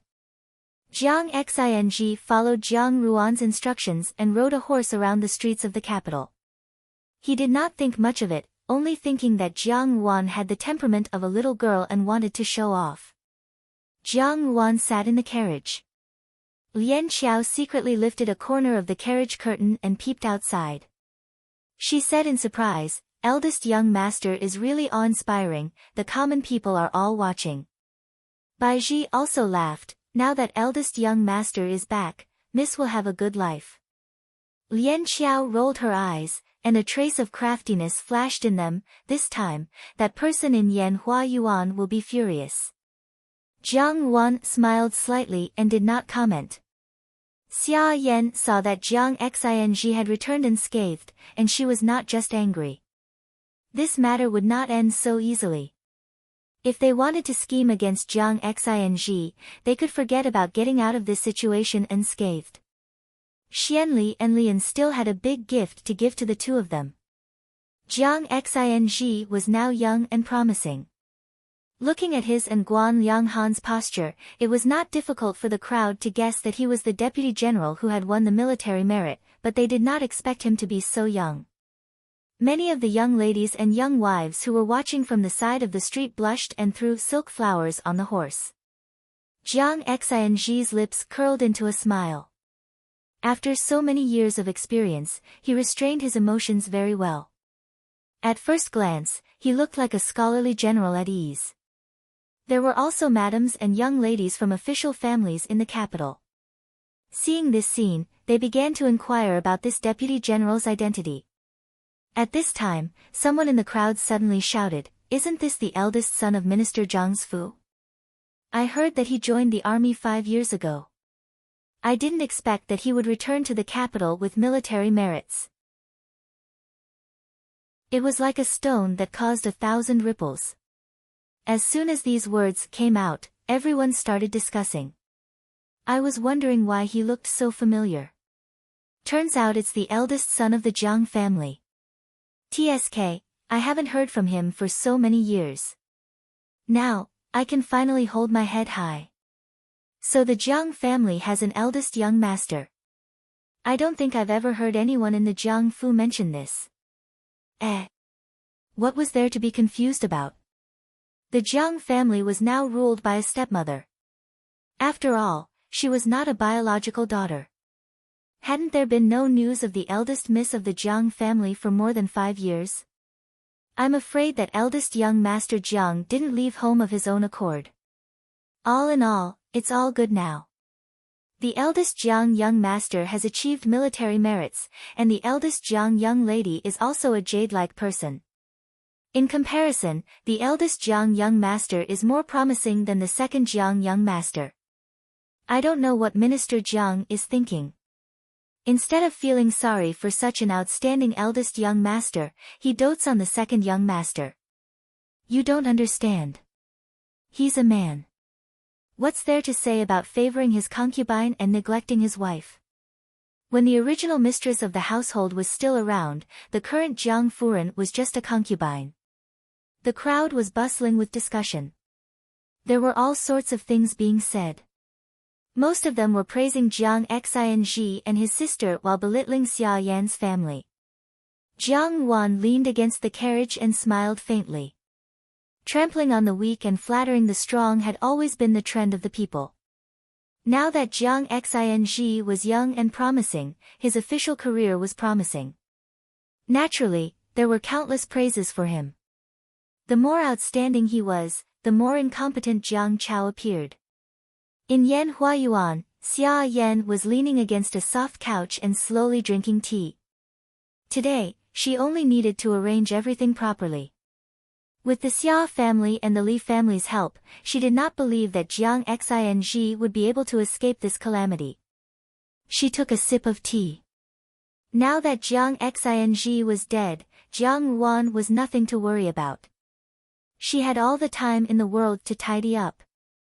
However, she did not know why, but early this morning, she had a faint feeling of unease in her heart. Her expression unconsciously revealed a trace of impatience. Seeing this, Feitsue comforted her, Furen need not worry. This matter is absolutely safe. Just wait for the good news. Xia Yan did not speak. She saw that the curtain in the room had been lifted and Lin Lang hurriedly walked in. Her expression was somewhat panicked as she said, "Not good, Furen, eldest young master has returned." "What did you say?" Xia Yan suddenly stood up, her beautiful face full of malevolence. She grabbed Lin Lang's shoulder and said, "Jiang Xing has returned? How is this possible? Are you sure you didn't see wrongly?" "Furen, this is absolutely true," Lin Lang said. "General Guan and eldest young master have brought the army to the streets of the capital. Everyone has seen them and the common people are talking about them. It is indeed eldest young master." Xia Yan's body swayed and she fell back onto the soft couch. She muttered, "How is this possible? Could it be that Jiang Xing has the blessing of the gods? This is simply impossible." As she spoke, a manservant hurriedly came in from outside. He opened his mouth and said, "Furen, eldest young master has arrived at the Fu's entrance. The army and General Guan are also there. Furen should quickly go and welcome him, lest others gossip." "I welcome him." Xia Yan could not help but shriek. Heaven knew that right now, she wished that she could bite Jiang Xing to death. Yet, she still had to put on a smiling face and pretend to be a loving mother to welcome him. If she did not welcome him, she was already at the heart of the struggle. If she really fell into the eyes of the common people, who knew what kind of malicious stepmother nonsense would be spun. "Fine, I will welcome him." Xia Yan gritted her teeth and said, "I will go and welcome my good son." Lin Lang and Fei Yu stood to one side, not daring to breathe too loudly. Xia Yan had just arrived at the door with the servant girls when she heard Guan Lianghan's hearty laughter. "Xing, since you have returned to the Fu, I will not stay for long. I will leave now. When I return to the emperor, this general will definitely put in a few good words for you and let his majesty bestow you a high official. Let's go." By the time Xia Yan reached the door, Guan Lianghan had already mounted his horse. He merely stared coldly at Xia Yan. Xia Yan could not help but shiver under his gaze. Before she could open her mouth, Guan Lianghan cracked his horsewhip and, with a "jia" sound, took the lead and left. The troops behind him hurriedly followed. The entrance of the Jiang Fu was surrounded by the common people who were watching the commotion. Xia Yan quickly walked to stand in front of Jiang Xing. In the past, the frail youth who was not even as tall as she was now tall and valiant. When he looked at her, the blood-red light in his eyes made one tremble in fear. Xia Yan suppressed the uneasiness in her heart and looked Jiang Xing up and down. With a gentle smile, she said, "Xing, I have waited so long for you to return. After so many years, why did you not even send a letter home? Your father misses you very much. What is there that cannot be reconciled between father and son? Why did you run away from home, and for 5 years at that? He is your father, after all." Her words were gentle and cordial, and her eyes were full of affection. However, every word she said was that Jiang Xing was unfilial and had left home in a fit of pique with his father. In the great Jin dynasty, filial piety was more important than the heavens. No matter how big the matter was, one could not be unfilial. However, Jiang Xing did not even look Xia Yan in the eye. Without consulting anyone, he walked to the carriage that was parked at the side. Gently lifting the curtain, he smiled and said, "R1." When the person in the carriage was helped down, everyone could clearly see that it was Jiang Wan. Xia Yan stared blankly for a moment, then smiled and said, "Wan Yang, why are you here? Didn't you go with Miss Wen to pick out some jewelry?" Jiang Wan smiled apologetically and said, "That should have been the case, but on the way, I saw eldest brother leading the troops. In a moment of excitement, I came back with eldest brother." She walked to stand in front of Xia Yan and said with a smile, "Just now, I also asked eldest brother what mother asked." Father always knew that eldest brother was not the material to write essays, so he carefully taught second brother. Everyone in the Jiangfu knows that when mother was still alive, father taught second brother to read and write since he was young. Eldest brother was not good at literature, but he did not want to be bad at martial arts. When mother passed away, he was impetuous and thought that he might as well just go out and try to make a career for himself. He did not expect that he would come back with a deputy general. "Mother, please do not blame him, it was a blessing in disguise. Besides, the borderlands are bitter and cold, and eldest brother did not want to worry the family, so he did not write back." Father also thought the same, so he never wrote back to ask about eldest brother's situation. This was to temper eldest brother's temperament. Xia Yan's words were vicious, and Jiang Ruan's words were also correct. Look, when the first wife was still alive, Jiang Quan had carefully taught Jiang Chao, and neglected his own eldest son.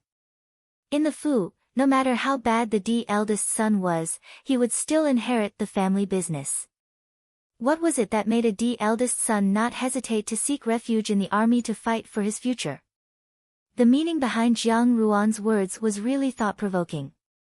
Thinking about it, Jiang Quan did not really miss his eldest son. Otherwise, in these 5 long years, he would have been able to find out Jiang Xing's whereabouts. Why would he not even send a letter home? Everyone looked at Jiang Xing and began to discuss again. So what if he had received Jiang Quan's careful guidance? In the end, he had still fallen behind. On the contrary, he was not as good as this eldest young master, who had always relied on himself for everything. Xia Yan naturally noticed the change in everyone's gazes, and her lungs almost exploded with anger. However, at this moment, she heard a low and deep voice, "Xing." Jiang Wan looked up and saw that it was actually Jiang Quan. Behind him were Jiang Chao, his brother and sister, Jiang Li, Jiang Dan, and a few other concubines. Apart from the old Jiang madam, who was in poor health, everyone in the Jiang family was present. When Jiang Xing faced Jiang Quan, he only nodded his head in an extremely courteous manner, "Father." Seeing him like this, a gloomy feeling rose in Jiang Quan's heart. Now that this son of his had become so outstanding, it was even more impossible to control. He looked at Jiang Wan standing by Jiang Xing's side. This pair of children both had outstanding looks and temperaments, but they had crawled out of Zhao Mei's belly. Jiang Su's expression did not reveal anything, but Jiang Chao's face was taut as he stared fixedly at Jiang Xing. His gaze was like that of a poisonous snake. Jiang Wan noticed his gaze, so she looked over and smiled at Jiang Chao. In Jiang Chao's eyes, this smile was a naked provocation. He slowly clenched his fists and curled up his broken little finger. He only felt that the gazes of everyone around him were a joke. Jiang Ruan's smile did not change. Comparison. When two people of the same status appeared in the same Fu, what people loved to do the most was to compare. In her previous life, people had compared her with Jiang Su. The more outstanding Jiang Su was, the more unbearable she was. Such a comparison could completely destroy a person. If the other party had been Jiang Chao, who had always been held in high regard by Jiang Quan, and the arrogant Jiang Chao, would he have done something impulsively if he was given a taste of being compared to someone of inferior quality? He had been locked in his room and could not make a move. What if he took the initiative to attack? Jiang Li and Second Yinyang stared hatefully at Jiang Xing. Their hearts were filled with jealousy and hatred. With Jiang Xing's return, at least for the time being, no one in the Fu would dare to openly bully Jiang Ruan. How could Jiang Ruan's life be so good? She had reached this stage, yet she still had such a famous older brother to rely on. Hong Ying secretly heaved a sigh of relief. In her heart, she rejoiced that she had not become Jiang Ruan's enemy. Jiang Xing had returned, and with the status of deputy general. At least, Xia Yan's days in the Fu would not be so relaxed. She wondered if Jiang Ruan would fulfill her promise and really let her sit in the position of the mistress of the household. Hong Ying's heart was secretly excited. Standing at the Fu's entrance, Jiang Xing exchanged a few insincere words with the Jiang family. Then, he showed a trace of weariness. I am very tired. I want to go back and have a few words with our Wan. If there is anything else, we can talk about it at night. These two siblings had just reunited, so they had a lot to talk about. It would not be good for them to stop them. Just as Jiang Xing was about to enter the door, Xia Yan finally could not help but ask, Xing, on your way back, did you encounter anything? Mother, what do you think I should encounter? Jiang Xing asked in return. His tone was as gentle as ever, but it was mixed with a faint murderous intent. Xia Yan's body stiffened. She smiled and said, I was just casually asking. Jiang Wan smiled and said, Mother was right. On the way back, eldest brother encountered a group of rebels. Rebellion? Xia Yan cried out involuntarily, how could it be a rebellion? Those people had only ambushed Jiang Xing. How could it have become a rebellion? The crime of rebellion was no small matter. If one was not careful, their 9 generations would be implicated. Jiang Wan softly said, isn't that so? There were many archers lying in ambush. However, it just so happened that General Guan and Xiao Wangye arrived and arrested all of them. I reckon that they will need to be interrogated in detail. Presumably, they will be able to uncover the person behind them. She smiled at Xia Yan, who was still in a daze, and said, if the person behind them is caught, he will certainly be dismembered by His Majesty's 5 horses. After saying this, she no longer paid any attention to Xia Yan and pulled Jiang Xing towards the door. Jiang Xing had returned in a hurry and the courtyard had not been vacated yet, so he went to Jiang Ruan's courtyard first. Lu Zhu and Zhou Momo had been waiting anxiously. Seeing that they had returned safe and sound, they were overjoyed and hurriedly made tea for them. Jiang Xing and Jiang Ruan sat by the window. Jiang Xing looked at Jiang Ruan and said, Ruan, do you suspect that Xia Yan did it? He was not a 13 or 14-year-old ignorant and impetuous youth. Jiang Ruan's attitude towards Xia Yan just now was thought-provoking, but how did Jiang Ruan know these things? Moreover, Xia Yan could not mobilize so many archers. Those people were clearly well-trained soldiers. Xia Yan could not do it, but it does not mean that the Jiang family cannot. Moreover, there is also the Li family, and perhaps the 8th prince is involved. Jiang Wan looked at him and said, Eldest brother, you are someone who goes to the battlefield to kill the enemy. Leave the sinister schemes of these women in the inner courtyard to me to deal with. How old are you to deal with these things? Jiang Xing frowned and looked at her. His heart was both distressed and angry. Wan, I do not want you to participate in these things. Leave them to me. If you do not like the Jiang Fu, we will move out. You are the son of the Jiang Fu. What will others think if you move out? There are so many imperial censors in the capital. Once you have something that people criticize, they will not hesitate to report you. What will happen to your future career as an official? Jiang Yuan said, I will not move out of the Jiangfu. I do not care about being an official, Jiang Xing said, Wan, as long as you are safe and happy, eldest brother will be satisfied. Safe and happy. It was only 4 words, but how many people could actually achieve it? She lived her entire life for the sake of revenge. Being safe and happy was already a mirage that could only be hoped for but not achieved.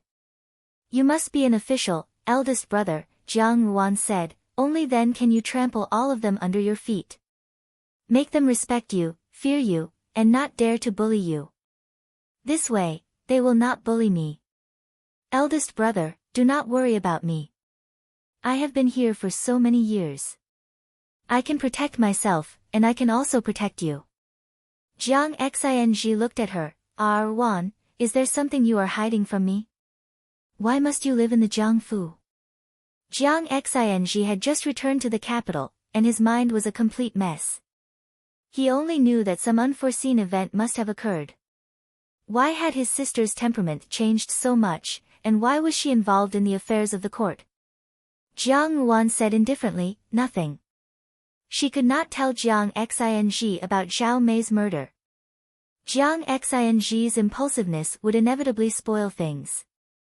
Moreover, in this life, it was enough to have one evil person with a rotten heart. Jiang Xing wanted to live cleanly. These dirty deals and conspiracies would not spoil his heart. I will not force you, Jiang Xing said. Even if Jiang Yuan did not say anything, he could still find out. He patted Jiang Yuan's head, but since you are not willing to move out of the Jiangfu, I will not move out either. As long as you stay in the Fu, no one will dare to bully you. Jiang Yuan nodded slightly. Bai Ji, Lian Xiao and Lu Zhu could not help but shed tears when they saw the warm scene of the brother and sister reuniting. Jiang Yuan had endured for so many years. On this side, everyone was happy, but in other places, the sky was about to be turned upside down. What did you say? Jiang Xing has returned to the Fu. Xia Cheng clasped his hands behind his back and looked at the person in disbelief. Nonsense. Even if he had 9 lives, he would not be able to escape. This matter is foolproof, unless he has the help of gods and ghosts. Not only that, the person said cautiously, the people we sent have all been captured and are being interrogated in prison. Aren't they the suicide warriors? Why are they still alive? However, Xia Cheng snorted disdainfully, those suicide warriors have all been trained and will not open their mouths no matter what. Find out where they are being held. Tonight, go find a few people to handle it. I don't need to tell you what to do. But the person being interrogated is Xiao Wangye.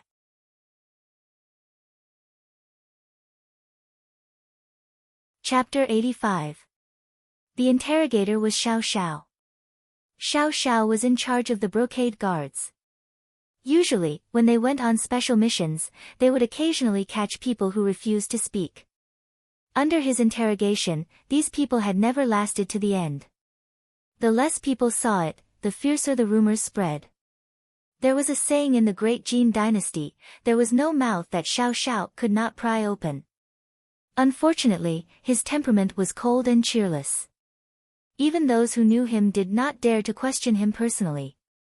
They could only guess that the torture method was incomparably cruel. When Xia Cheng heard this, he felt his heart sink.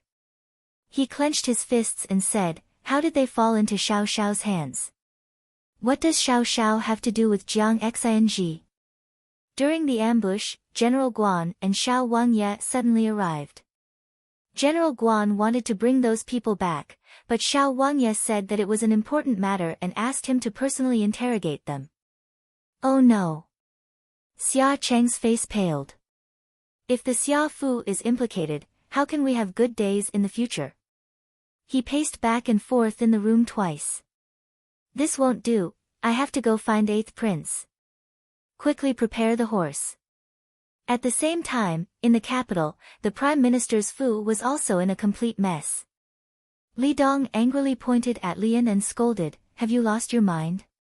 Now, the people have fallen into Xiao Xiao's hands. No matter how forgiving the emperor is, he will not tolerate privately raising troops. You've made such a big mess for the Li family. What should we do next?" Lian had always been Li Dong's pride and had praised him since he was young. However, Li Yang's accident had upset him, and now Lian had made such a big mistake. Li Dong no longer saw Lian as pleasing to the eye. Lian stood where he was with a cold expression. He did not say a word, but his expression was very gloomy. He had wanted to use the Jiang family's matter to attack Jiang Xing.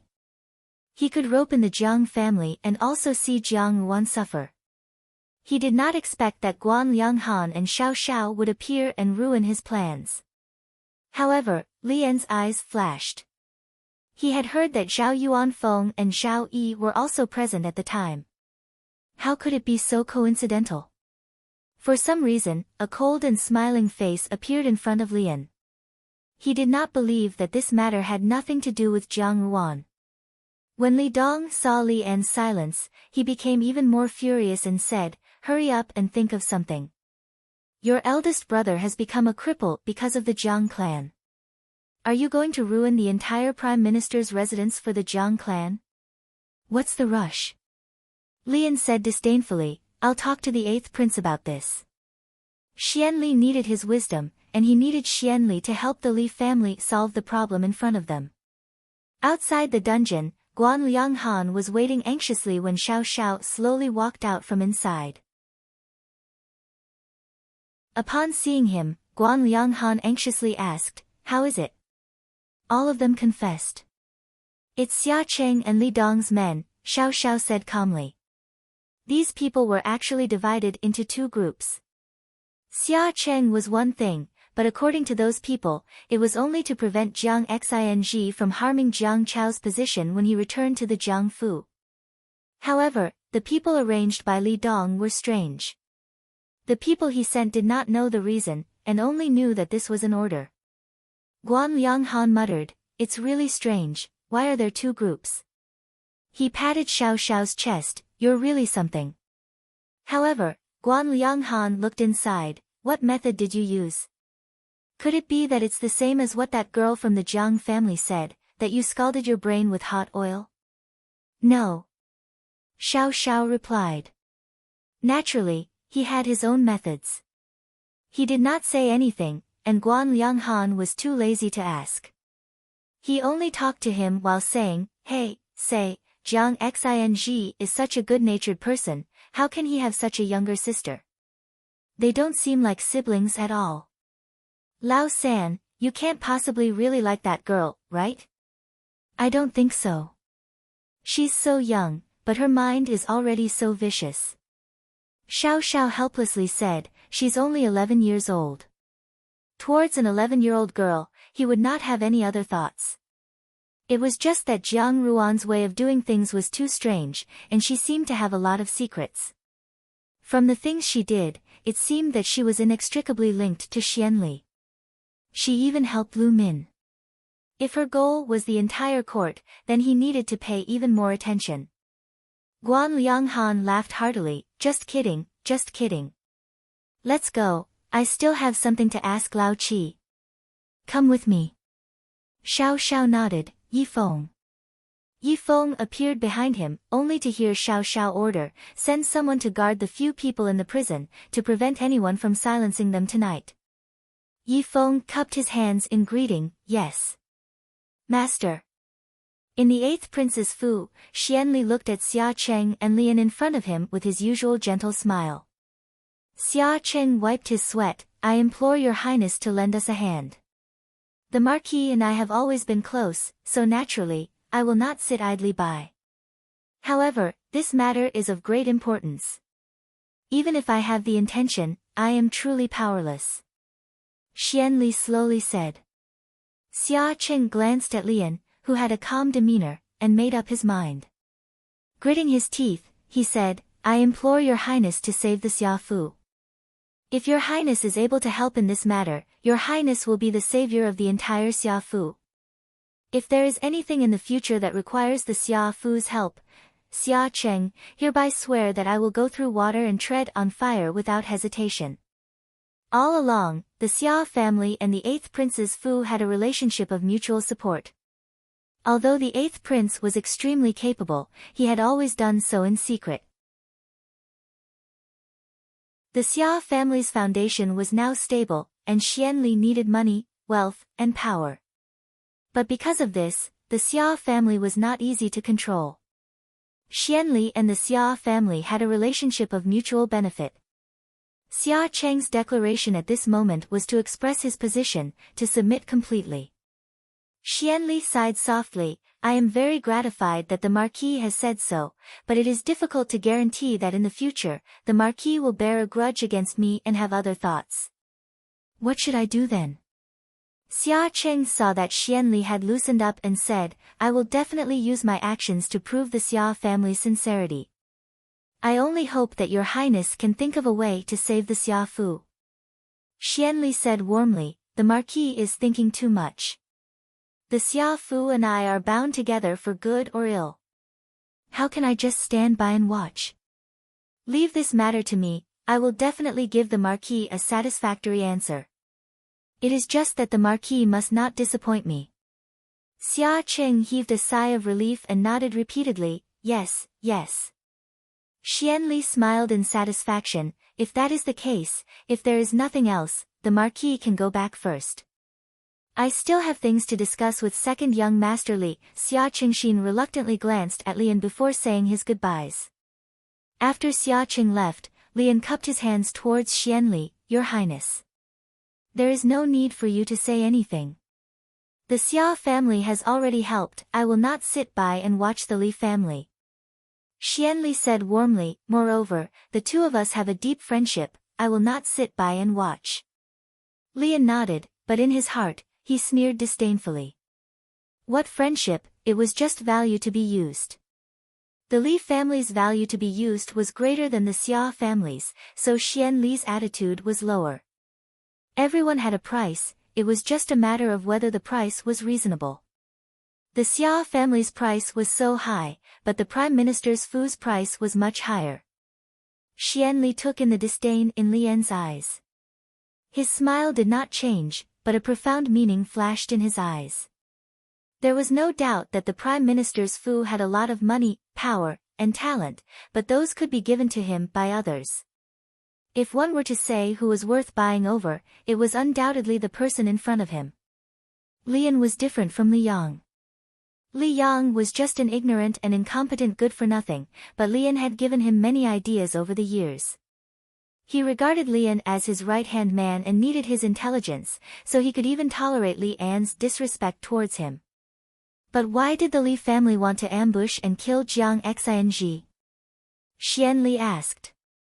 Xia Cheng did it because of the relationship between Xia Yan and Jiang Chao. This was understandable, but the Li family and the Jiang family were like fire and water. He knew that Jiang Su had hurt the roots of Li Yang's grandchildren.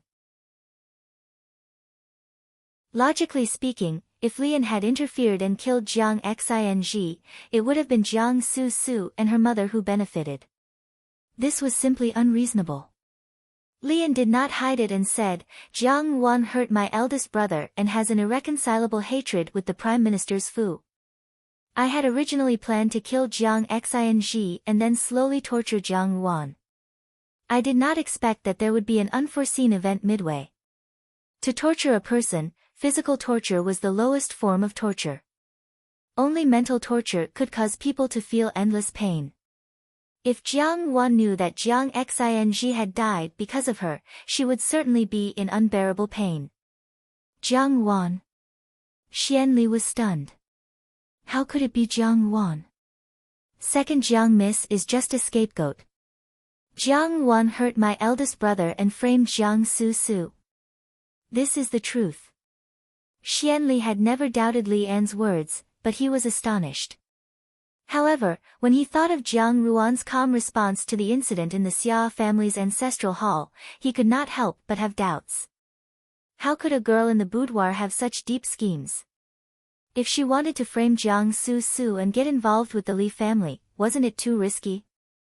However, I also discovered something interesting. Lian suddenly revealed a smile.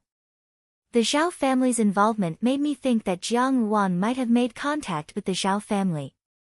With Jiang Xing's return, there will be changes in the Zhao family's situation. Forgive me for speaking out of turn, but at that time, His Highness may also be in trouble. You mean Jiang Wan and the Zhao family? Xian Li frowned. What exactly is going on? I am also not sure, but this eldest miss of the Jiang family is not that simple. Lian said. However, this was for the best. It was more interesting this way. She had given him a small surprise and blocked his attack. However, next time, he did not know if she would have such luck. Xian Li frowned. He did not know why, but an ominous premonition arose in his heart. Early in the morning, Jiang Xing left the Fu to see Guan Lianghan. Yesterday's matter was very strange, and there were many details that needed to be discussed. In the capital governor's Fu, Dong Yinger pinched a golden candied date and put it in her mouth. She smiled and said, Wan Mimi, now you are very awe-inspiring. Everyone in the capital knows that you have a young and impressive older brother. He is tall and handsome. Ah, he is different from those boorish soldiers. He is truly a fair-faced scholar. I heard that on the battlefield, his bearing is even more heroic. Look at what you are saying. Those who don't know would think that he is your older brother. Wen Fei teased. That's right, that's right. Could it be that our eldest Miss Dong is beginning to yearn for love? Zhao Jin laughed. When Dong Yinger heard this, her face turned red. She pretended to hit her, you damned wench, don't talk nonsense. See if I don't tear your mouth apart. Zhao Jin hurriedly dodged and laughed. Spare me, I was wrong. I was just joking with you. Lin Zixiang looked at Jiang Wan with a gratified expression. And, although you don't have much ability, fortunately, you have a powerful older brother. Presumably, your stepmother and younger sister will not dare to casually bully you in the future. Right, Zhao Jin clapped her hands. Hurry up and bully them back for all the times they bullied you in the past. If they are not pleasing to the eye, then ask your older brother to break their legs. How can there be someone like you? Dong Yinger pursed her lips in dissatisfaction. I don't think that older brother Jiang would casually hit people. Do you think that everyone is as boorish as you? Zhao Jin stuck out her tongue and did not speak. Jiang Wan smiled and said, he has returned to the Fu. In the future, if there is a chance, I will let you all meet him. However, it is getting late. I should also return. Dong Yinger invited them to the Fu as guests. The young ladies chatted and drank tea. In the blink of an eye, more than half a day had passed. Seeing that the sky was gradually darkening and the road was slippery due to the rain, Dong Yinger did not want to stay for long.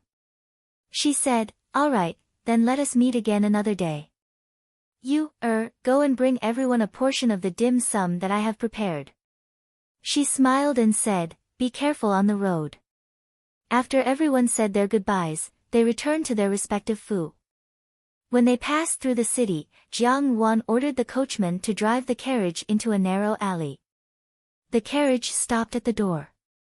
Jiang Wan let Bai Ji and Lu Zhu follow and walked to the front of a household in the alley. Lian Xiao went forward and knocked on the door. Very quickly, a young boy came to open the door.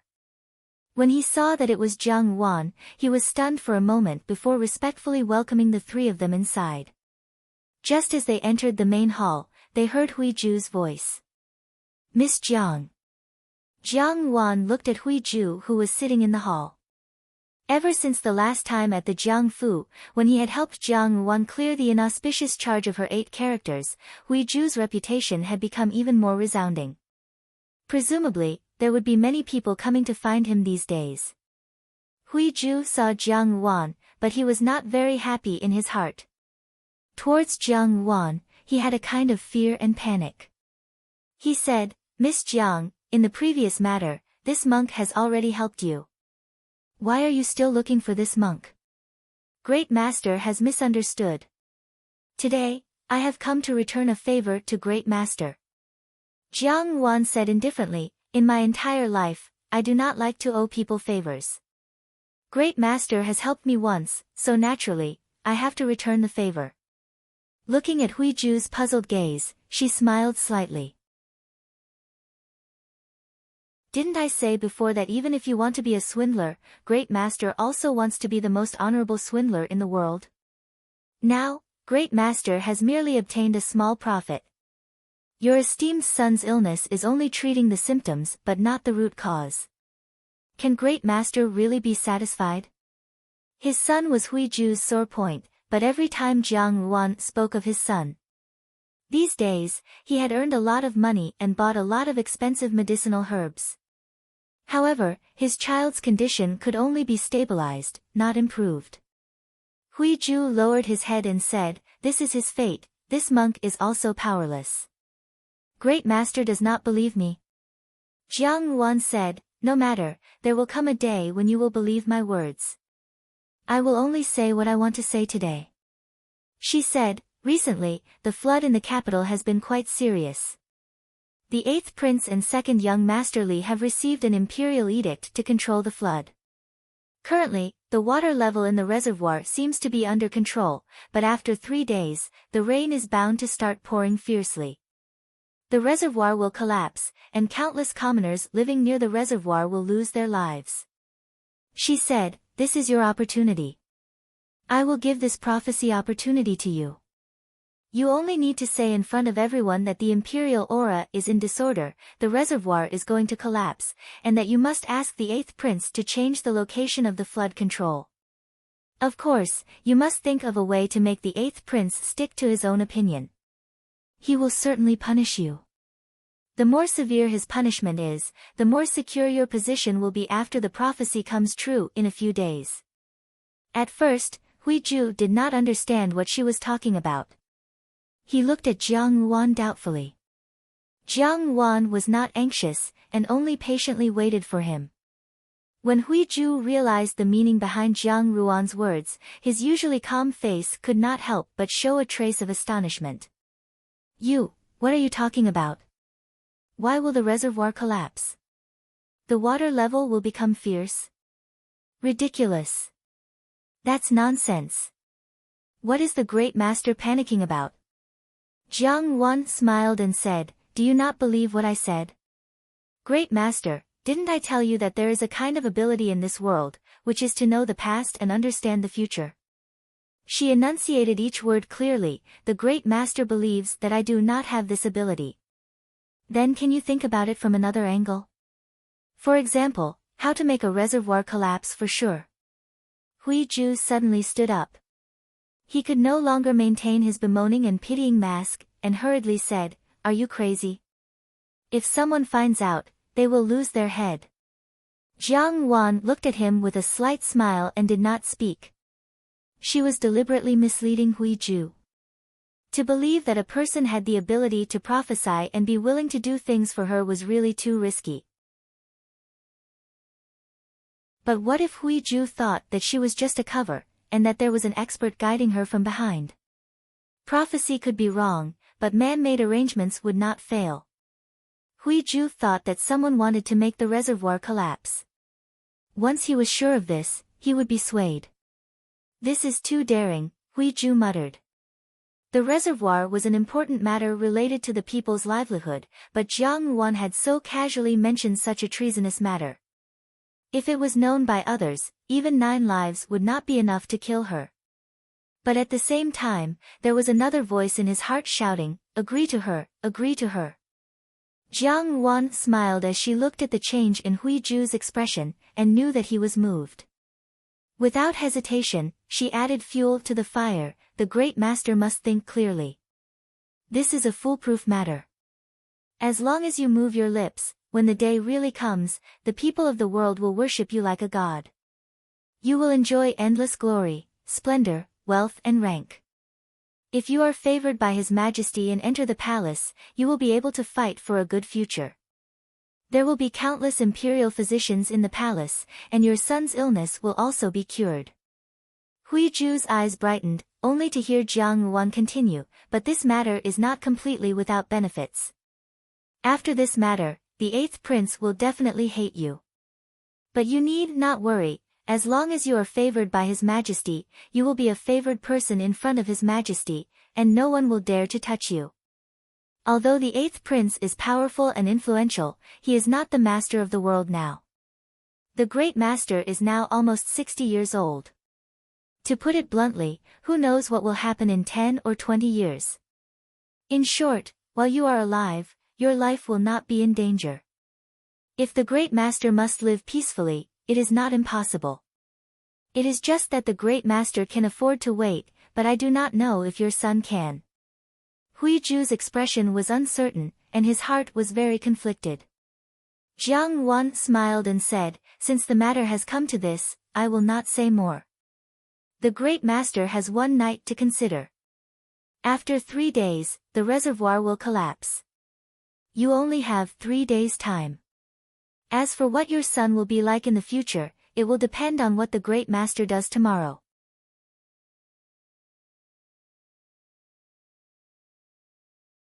Chapter 86. Today, she had deliberately guided Huiju. Tomorrow, Huiju's actions would depend on his courage. The greater his courage, the greater the benefits he would gain from this game. She stood beside her tall and valiant older brother with a gentle smile, causing the 3 people opposite her to turn pale with anger.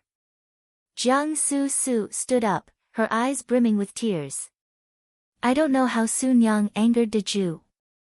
I greeted Deju, but Deju not only ignored me, but also spoke rudely. Second brother could not stand it and said a few words to Deju. Who knew that when Deju came back, without saying a word, he knocked second brother to the ground. Pretending, still pretending. Jiang Ruan looked at her coldly. Her body was already a little tired, and she was too lazy to put on a show of sisterly affection. She did not even look at her and was about to walk away. However, before he could act, his whole body flew out like a kite, and with a pang, he hit the door pillar. Li Yang stayed on the bed for a moment. After Lian left, he slowly clenched his fists, his face revealing a trace of resentment. He suddenly thought of something, and his expression changed abruptly. Suddenly, he chuckled. Jiang Ruan's eyes did not open, but the corners of her mouth slightly curled up. And this was only the beginning. Jiang Ruan had always been gentle in front of them. Even in private, no matter how they opposed each other, she had never said it so bluntly. But today, she had said it out loud. Jiang Su raised her head in shock and saw Jiang Ruan's gaze of undisguised loathing. It was as if she was looking at a bug in a rotten ditch. And on the day that the reservoir really collapsed, Xian Li's actions were deliberate. He had disregarded the lives of thousands of people downstream of the reservoir. She did not know whether this 8th Highness, who had always paid attention to his perfect reputation, could bear this crime. Thinking about it, it was something even more regrettable than in her previous life. With a schwa sound, he felt a silver light flow in front of him. It was beautiful and cold, and its speed was unbelievably fast. Huiju only felt an icy coldness in his throat. The dagger in the youth's hand was pressed against his lower jaw. From this angle, he could only see the side profile of a peerlessly beautiful face. The person who injured you is in the Jiangfu. If you want revenge, tell me the situation clearly without leaving out a single word. Lian said. Jiang Ruan gently leaned her head against the window of the carriage and closed her eyes. There were faint dark circles under her eyes, which could not conceal her exhaustion. Li Yang thought about it again and shook his head. I was too drunk at that time, so I didn't see clearly. However, that person seemed to be wearing a red robe. Eldest Jiang Miss framed second Jiang Mississippi. Li Yang didn't intend to hide it from him and directly told him the name of the murderer. Li Yan's eyes burned with a perverted fanaticism. Li Yang couldn't help but shiver when he saw it. Li Yan looked at him contemptuously, turned around, and walked out the door. As soon as Jiang Quan heard this, without demur, he rushed towards the two of them and angrily shouted, "Unfilial sons! Sinful girl! Kneel!" The giant wheel of fate began to spin, and in the blink of an eye, this day had arrived. Xianli had merely erased his merits in his previous life, because it was an unintentional mistake. In this life, it was as Huiju had said, the reservoir was about to collapse. Xianli, who was overly suspicious, would definitely think that it was a plot by his old enemy in the court to steal his meritorious service. Xianli was conceited. The more sincere Huiju's words were, the angrier he would be. He would certainly not listen to Huiju, and even deal with Huiju in the name of misleading the public with lies. Eldest Jiang Miss. Li Yang frowned. When he had gone to the Jiang Fu, he had wanted to see the two beauties of the Jiang family. However, on that day, he had only seen the incomparably elegant Jiang Su Su and had not seen what Jiang Wan looked like. Hearing Li Yan's words, Li Yang subconsciously said, "This slut. Why did she do this? She was really like Guan Lianghan." Jiang Wan smiled as she looked at the scene before her. It seemed that in the 5 years of military life, Guan Lianghan had not only taught Jiang Xing how to fight. "What did she say to you?" The young man was tall and handsome. His black robe embroidered with gold was like a stream of light in the dark night, enshrouding him with a magnificent desolation. The door curtain was lifted and Lian walked in with large strides. Seeing Lian, a complicated expression suddenly appeared on Li Yang's face. Lian looked at him with a gloomy gaze. "Why did you stop smashing?" Jiang Xing coldly stared at Jiang Su Su, who was on the verge of tears. Jiang Su Su's ability to invert black and white was indeed not a boast. With just a few words, she had clearly pointed out the key points. This was a good show of the siblings taking advantage of their power to bully others. "Do you know who she is?" Seeing Li Yan's expression, Li Yang asked anxiously. These past few days, he had been lying in bed in a daze. When he woke up, he did not know what had happened. He only wanted to catch the slut who had caused him to become like this and torture her. He wanted her to pay the price for her actions. A trace of disdain flashed in Baiji's and Lian Xiao's eyes, but Jiang Wan still ignored them. Because of the flooding in the capital, Jiang Su Su had profited from the disaster. The matter of going to the family temple was temporarily postponed. These days, she had been extremely well behaved and was even more careful than usual. She often served the old Jiang madam and was also cautious in front of Jiang Quan. Jiang Quan had always doted on this daughter of his. Seeing Jiang Su Su like this, his heart ached even more, and his original firm decision was somewhat shaken. "She is mine." Lian interrupted his words. "You better know your place. Such an interesting prey, such an intelligent woman, how could he let Li Yang recklessly waste God's gift?" Like a trapped beast in a cage, he would slowly pull out her claws and teeth, and let her watch helplessly as her loved ones died tragically in front of her. The expression of fear and indignation on that face, which always wore a gentle smile, would definitely be very moving.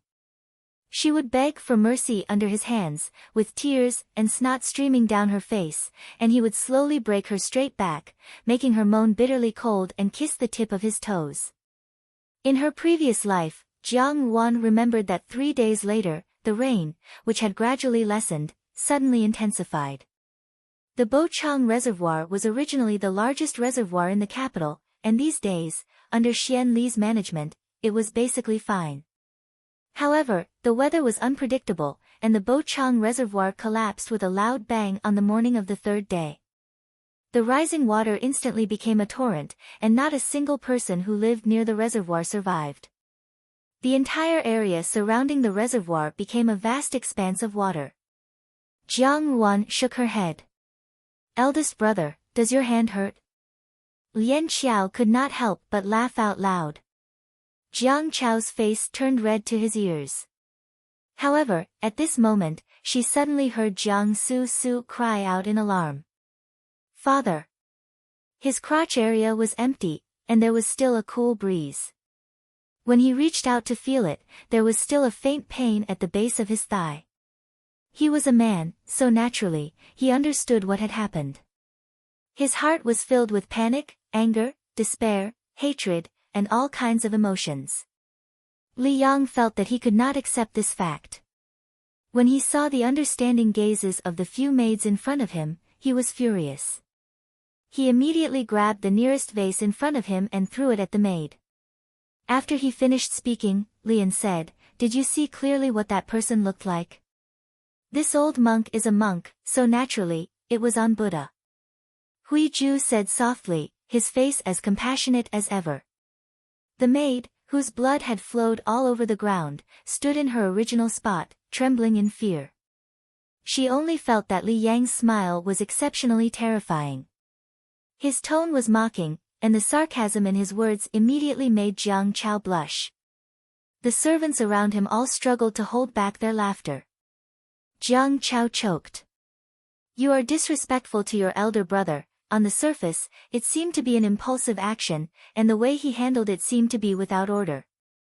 However, if one thought about it carefully, it would easily provoke the enmity between the Li and Jiang families, and even quietly cause the 8th prince's strength to be damaged.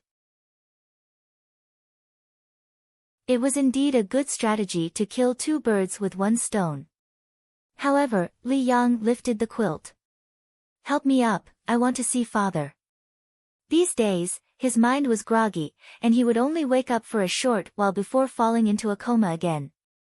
Today, he had woken up early. The doctor who was attending to him checked his pulse and heaved a sigh of relief. Only then did he go outside to write a prescription for him. Unexpectedly, just as he left the room, he heard a pa sound from inside the room, and the crisp sound of something being smashed. A trace of disappointment flashed in Jiang Xing's eyes. He knew that Jiang Quan had not liked the siblings since they were young, but he thought that he was the son and might block Jiang Chao's path. Jiang Wan was just a girl who posed no threat at all, yet Jiang Quan had actually allowed the siblings to bully her like this. She smiled and said, "Just now, it was clearly second younger sister who spoke rudely to me. Second older brother even wanted to slap me." In a moment of desperation, eldest brother acted to stop her, but he did not expect that second older brother, as a man, would have such a delicate body, that he was sent flying. She said lightly and cheerfully, "I know that second younger sister was possessed by a demon and spoke rudely to me. Perhaps it was because of the demon's mischief that she ignored me like this. After all, although Wan Yang is bold, she is also afraid of being stained by that filthy air." Jiang Su's body stiffened. Jiang Wan then looked at Jiang Chao. "Second older brother, in the future, you must train your body well. After all, you are the future of the Jiang Fu. To be sent flying with just a touch is really worrying. However, it is really fortunate that you did not injure your little finger." So this was how Jiang Wan had survived all these years. Jiang Xing walked over with large strides, his expression incomparably gloomy and cold. His appearance was handsome, but his every movement exuded the iron-blooded temperament of a soldier. As he walked over step by step, the servants around him did not dare to say a word. No one dared to help Jiang Chao, who had been sent flying by Jiang Xing. Jiang Su looked at Jiang Wan with an aggrieved expression. "De Jijie, Sun Yang has come here to do something wrong.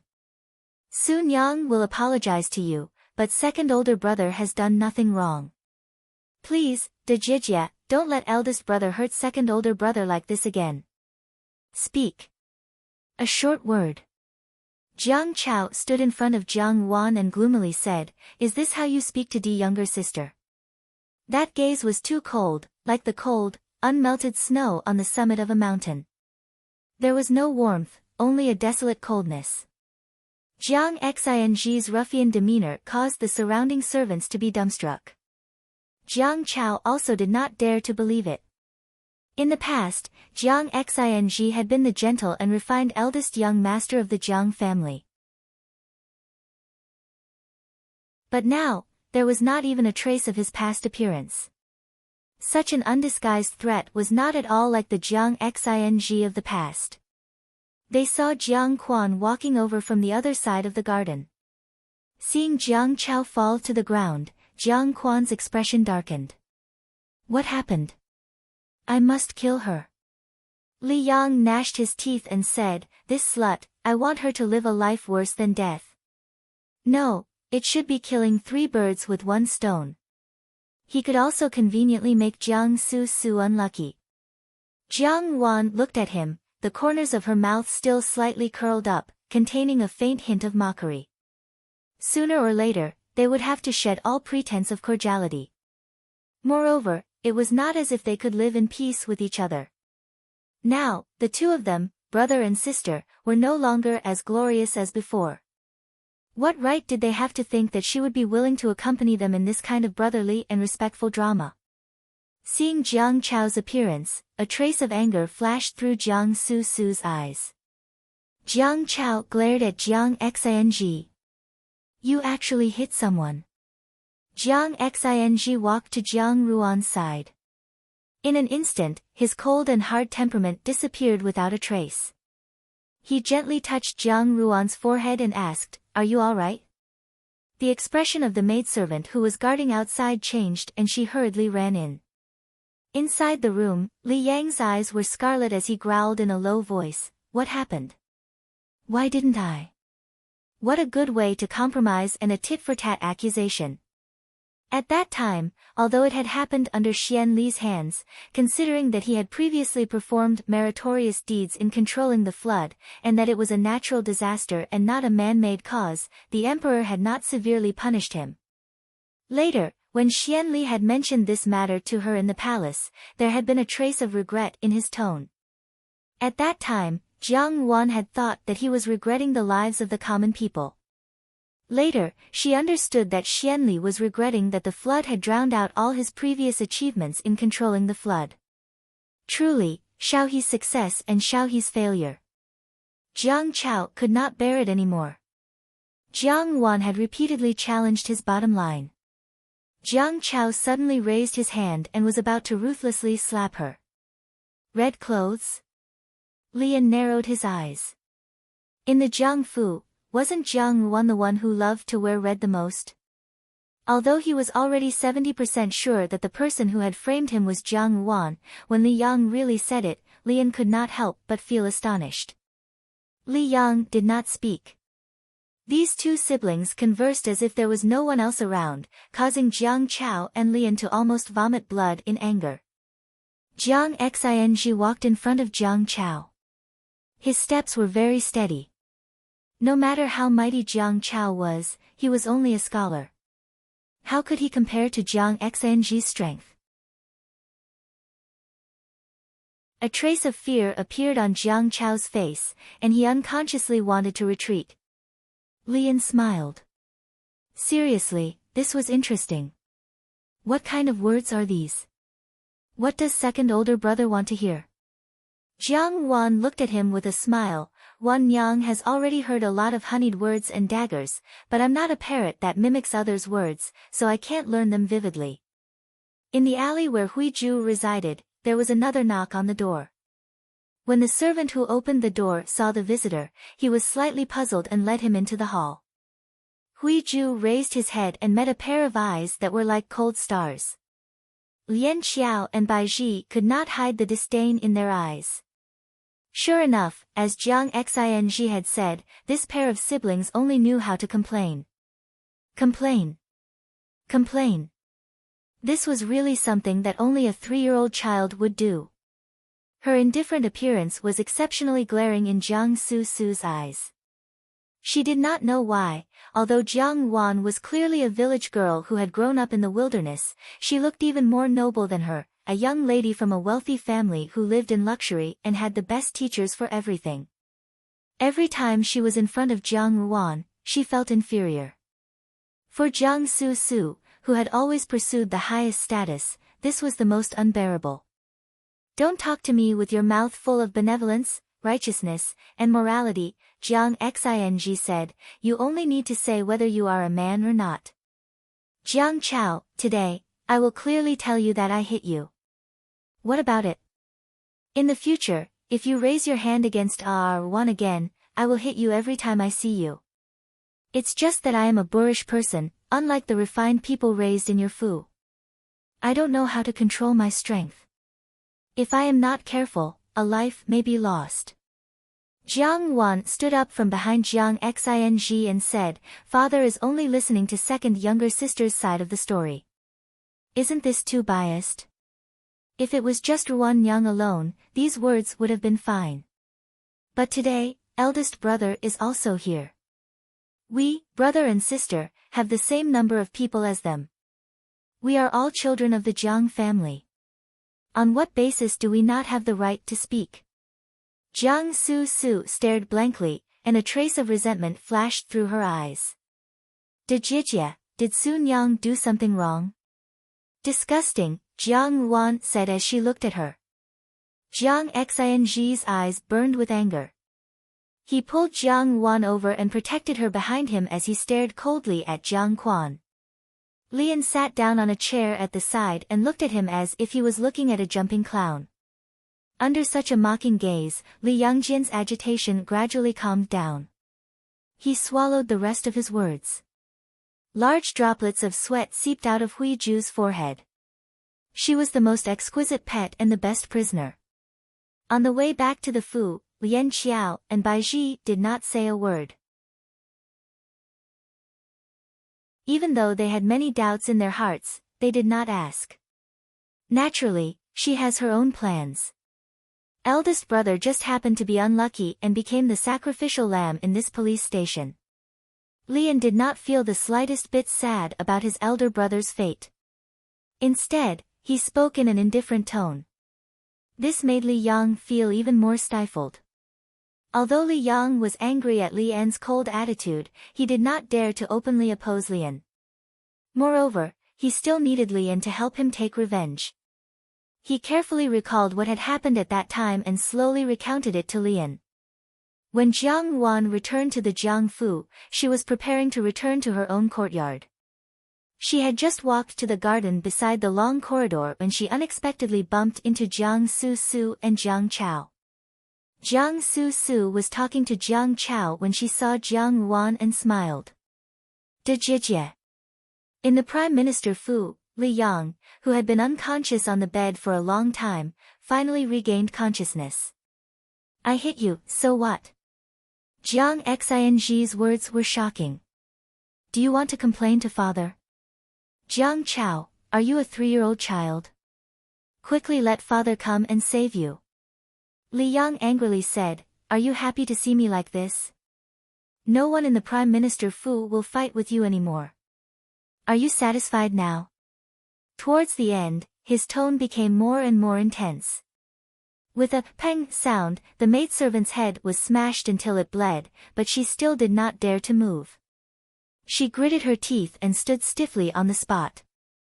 Seeing this, Li Yang was about to throw again when he heard a low voice from outside, eldest brother, what's wrong? You. Jiang Chao choked on her harsh words. Simply arrogant to the extreme. On one hand, Li Yang was very jealous of this younger brother who was more outstanding than him since childhood, but had a very strange temperament. This was because Lian's excellence served as a foil to his incompetence. On the other hand, he felt a sense of dependence on Lian because Lian was extremely intelligent. As long as he was there was nothing that could not be solved. She actually dared to castrate Li Yang in broad daylight, separated by a wall, and then brazenly framed Jiang Su. Jiang Su covered her mouth and looked at Jiang Xing in horror. Dejie, what did older brother say wrong? If you have any dissatisfaction, then direct it at Sun Yang, don't be angry at older brother. Jiang Su came out to smooth things over, but her words were full of provocation. The carriage rumbled towards the Jiang Fu. Seeing this, Jiang Quan angrily said, rebel. Rebel.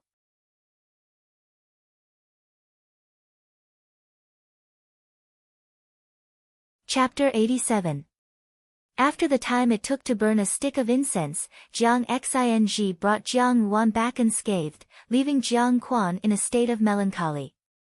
Unfortunately, Jiang Xing had achieved military merits and his temperament had changed greatly. He was not as easy to control as before. Jiang Su still wanted to add fuel to the fire. Father, look at Dejie, shut up. Jiang Quan was in a fit of anger. Looking at Jiang Su's frail appearance, he felt even more annoyed and said, "Don't wander around if you have a filthy aura on you. Go back to your own courtyard." Finishing, he glared fiercely at Jiang Chao before flicking his sleeves and leaving. Jiang Su watched in shock as Jiang Quan left, but a trace of hatred flashed in Jiang Chao's eyes. The two siblings were silent, but at the same time, they hated Jiang Xing and Jiang Ruan. The night passed peacefully. When they woke up early the next morning, Lu Zhu walked in with a bowl of rose pastries. As she walked, she said, "The rain has lessened. It looks like it's going to stop soon." There was some worry on her face. She knew a thing or two about what Jiang Ruan wanted to do. Now that the rain had stopped, how could things be good? Jiang Ruan smiled faintly and looked out the window. The raindrops were fine and concentrated, and the droplets of water falling from the eaves had slowed down considerably. The air had become gentler, and the gloomy appearance of the previous few days had been swept away. It seemed that before long, the rain would pass and the sky would clear up. Lian Xiao handed the boiled red dates and longan honey to Jiang Ruan. "It's not time yet, let's wait a little longer." Jiang Ruan took the honey water and took a sip. Her fingers unconsciously tapped on the table. And it looked like it was going to clear up soon, but in fact, the mountain rain was coming. On the side of the dam of Buchang Reservoir, the reservoir manager wiped his sweat and ran back and forth attentively, constantly flattering the noble man in front of him. "The water is under control, and the dam is very stable. It seems that the rain will stop soon, and it won't be long before it clears up. The flood control is all thanks to your 8th Highness and young Master Li." Xian Li smiled warmly. "I'm just doing what I should do." The reservoir manager's chrysanthemum-like face became even more radiant. "Your Highness is modest. The lives of the common people around the reservoir are in your Highness's hands. The great Jin dynasty has an official like your Highness who wholeheartedly cares for the people. Once this matter is over, this lowly official will report every word of your Highness's achievements to the imperial court." Everyone knew that the current crown prince was not favored. Currently, the most powerful contenders for the position were only the 8th prince and the 5th prince. Even though the 5th prince was not bad, he was not as powerful as the 8th prince's birth mother in front of the emperor. No matter how he thought about it, the 8th prince still had a higher chance of winning. Now that Xian Li had made a contribution in this matter, he took the opportunity to curry favor with him. If he could gain Xian Li's favor, wouldn't his future career be smooth sailing? Thinking of this, Ku Cheng smiled more sincerely. Xian Li smiled like a spring breeze, neither denying nor agreeing. Beside the dam, there were many people watching. These days, Xian Li had put in a lot of effort to control the water in the reservoir, and the people had seen it. They were both fearful and grateful that someone in a high position had come down personally. The people are always the easiest to satisfy. In addition, the reservoir manager had boasted about Xian Li's merits and virtues, so the people were even more grateful to Xian Li. Receiving the loving gazes of the people, the corners of Xian Li's mouth curled up even more, and a trace of pride flashed in his eyes. This smile was very amiable in the eyes of the people, and when they looked at the 8th prince, who was widely praised by the people for his talent and skill, they all began to praise his contributions. Lian, who was walking beside Xian Li, still had a gloomy expression, but it was this expression that made Xian Li even more approachable. Just as the people in the dam were praising him, an untimely voice rang out, "Calamity! Calamity!" This voice was not harsh in the midst of the praise, but it was exceptionally clear.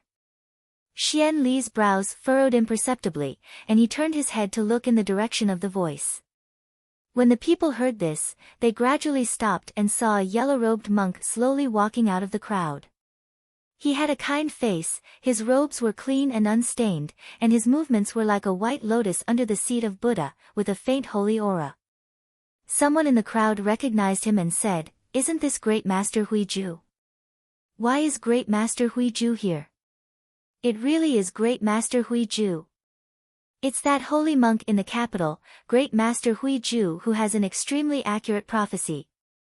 What did Great Master Huiju mean by what he said just now? Xian Li and Lian stared at this uninvited guest who had suddenly appeared. Huiju's reputation was now very popular among all the nobles in the capital, especially those who believed in Buddhism. They all knew that this monk was very capable. But Xian Li and Lian were both atheists, and they had no fear of ghosts and gods, so they looked at Huiju as if they were looking at an ordinary swindler. Huiju put his palms together and said, "Amitabha, last night this poor monk divined, and the divinatory signs showed that the dragon Qi in the west had collided, and the water dragon had raised its head. I'm afraid a great storm is coming, and it's extremely dangerous, and the reservoir is at risk of collapsing." "What?" The woman carrying the child immediately panicked and said, "Is what Great Master said true?" Huiju put his palms together and nodded obediently. Xian Li brought Lian and slowly walked towards Huiju. When they were close, Xian Li smiled warmly. "What Great Master said just now is true.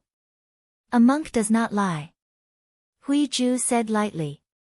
Xian Li and Lian looked at each other, and Lian suddenly stared at Huiju and said, "Great Master, then what do you think we should do next? The disaster has arrived, and it is imminent. The lives of thousands of people downstream of the reservoir are not to be trifled with. I ask the people downstream to evacuate this place overnight, and find a place with higher terrain to avoid the pain of being flooded." Lian burst out laughing. Xian Li saw Lian laugh, and his heart calmed down.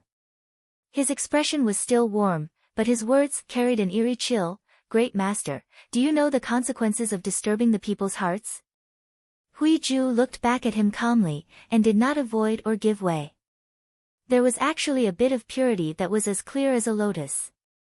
Xian Li had originally thought that he was an ordinary swindler, but now that he saw that this monk had an extraordinary temperament and kept saying that he would bring the people downstream, he could not help but become suspicious. Subconsciously, he thought that it must be someone sent by the fifth prince to steal his credit. It was not a small matter for the people to migrate their families. If he really did this, and they were safe and sound, not only would he be said to have wasted the people's resources, he would also be laughed at by the world, saying that he was soft-hearted and listened to the demon monk's slander. He stared at Huiju's face, and felt that it was more and more repulsive. The people from the imperial astronomer had also said that the rain showed signs of stopping. The credit was right in front of him, and the fifth prince wanted to interfere? Did he think that the people around him were stupid pigs? Great Master Huiju said so. "Do you have any proof?" Xian Li said calmly. Huiju lowered his head. "Amitabha, regarding the divination, the signs have already appeared, and I have no proof." "Without proof, you are just spreading lies to mislead the people," Xian Li said. The fifth prince's methods were too clumsy, and there was no need to spend too much effort. Great Master is not that kind of person. Yes, what Great Master said has all come true. What Great Master said must be true. Out of Xian Li's expectations, most of the people in the crowd actually agreed with Huiju. He frowned without batting an eyelid. The fifth prince had actually invited such a person, and used Huiju's reputation to force him to give this order. He sneered in his heart. Unfortunately, he, Xian Li, had never been manipulated by others. "You dare to spout nonsense here without proof. Great Master, a loose tongue can cause trouble." Xian Li still wanted to resolve this matter easily, to maintain his image as a good person. Huiju let out a long sigh. Everyone praises almsgiver for being wise and decisive, and for being kind to the people. Is the lives of the thousands of people downstream of the Bochang Reservoir not worth almsgiver taking a risk? Xian Li's expression changed, and the gazes of the people around him were no longer filled with love and respect. Instead, it was replaced with an expression of suspicion, anger, and doubt. This monk was stirring up the hearts of the people, and provoking his supporters. Without waiting for him to speak, Lian ordered, "Where did this demonic monk come from, to speak so rudely to His Highness? Men, capture this demonic monk for me." The corners of Xian Li's lips curled up slightly. There were many things that he could not do, but Lian could do it. He kept Lian, not only because of his rare intelligence, but also because he was an expert in sensing people's hearts. The crowd was agitated, and Xian Li spoke in a timely manner. "Great Master is a monk. I will not be rude to a monk, but if Great Master continues to speak such nonsense, it will affect the security of the capital. I will find a place for Great Master to rest for a few days, and when the rain stops, it will not be too late for Great Master to come out." Hui Ju lowered his head. "Ba, this poor monk is just a bag of skin, although I do not care about my life, but the thousands of people downstream had better evacuate tonight, or else their lives will be in danger." A glimmer flashed in Xian Li's eyes, and he said gently, "I have ordered that from today onwards, the people downstream of the reservoir are not allowed to take a step out. Those who leave will be regarded as disrupting the order, and will be beheaded." He actually did not give in to Xian Li's tit-for-tat. Now that the water situation was stable, if this monk's nonsense disturbed the originally stable hearts of the people, it would be very disadvantageous to the merit that he had created. Hui Ju looked at him indifferently, and no one could see the cold sweat that covered his back under his loose monk robe. However, after tossing and turning throughout the night, before dawn broke, he finally made a decision. The conditions that Jiang Wan had set out were too tempting. The whole world was bustling for benefits, and the whole world was bustling for benefits. If he could really cure his son's illness because of this, then he would have made a fortune. Although he did not know who was behind Jiang Wan, from the previous events, if this little girl was so powerful, then the person behind her was certainly not an ordinary person. Even if the opponent was the 8th prince, riches and honor had always been found in danger. Moreover, this was riches and honor that could fill the sky. Hui Ju had been swindling people all the way from Yuzhou to the capital, and he had never made a mistake in his dozens of years of swindling people. Firstly, it was because he knew some Buddhist scriptures, and secondly, his skill in swindling people was brilliant. Most importantly, he was bold and meticulous. Truth and falsehood, falsehood and truth, it was difficult for even those who were proficient in this field to see through the flaws. But today, when he faced the people of the imperial family, he could not help but feel a trace of apprehension. However, his many years of experience prevented him from showing even the slightest bit of it on his face. The more compassionate he sounded, the more Xian Li felt that he had ulterior motives. If Xian Li did not accept his suggestion, then his goal would be achieved. Jiang Wan had once reminded him that Xian Li was a person who cared about his reputation. If he was caught under the watchful eyes of the public, then he would certainly not be punished. Otherwise, he would incur the wrath of the common people. Even if he was to be punished, it would be 3 days later. But after 3 days, would Xian Li still have the opportunity to punish him? Success or failure depended on this one move. Hui Ju shook his head and sighed. He clasped his hands together, and without saying anything more, he followed Li En's bodyguard and walked away. The people who had originally surrounded the dam now had no love in their eyes, only fear. They were discussing the possibility of the dam collapsing in 3 days. For a moment, everyone was in a state of panic. Xian Li felt vexed. He did not know why, but a faint sense of foreboding rose in his heart. He glanced at Lian Li and understood, and his face darkened. "Your Highness, did you not hear what I said just now? Do not listen to rumors and stir up trouble. Within 3 days, whoever dares to take a step away will be punished." Lian was not as amiable as Xian Li. His originally gloomy expression, coupled with his gloomy tone, gave him a somewhat fiendish appearance. The common people immediately kept quiet out of fear. Xianli waved his hand and said, "Let's go." The dam chief, who had long been frightened to the point that his face was ashen, hurriedly followed, nodding and bowing all the way to send him off. Although the crowd could not help but be flustered, because of Li An's orders and the fact that there were soldiers guarding the area, they felt uneasy and quickly dispersed. After the crowd dispersed, only 2 people remained in the same place. One of them was dressed solemnly in a black robe. His expression was indifferent as he looked at the dam thoughtfully. The person next to him, who looked like an imperial bodyguard, said, "Master, Gene 1 and Gene 2 have been checked. There is no problem with the dam." Xiao Xiao said, "Pay close attention to the movements here."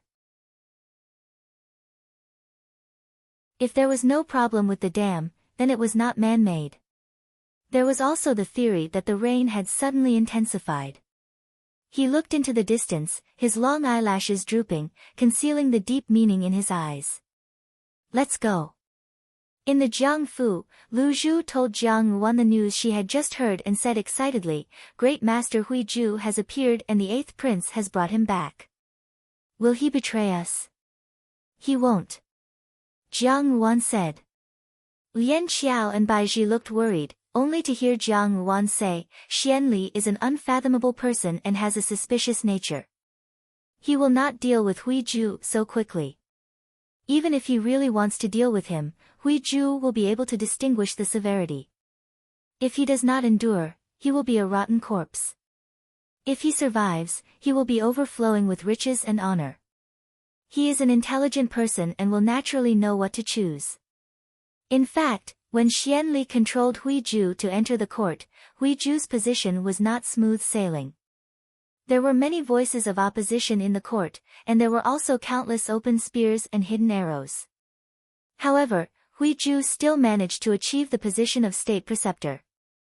Such a person only lacked courage now, but his temperament was extraordinarily unyielding.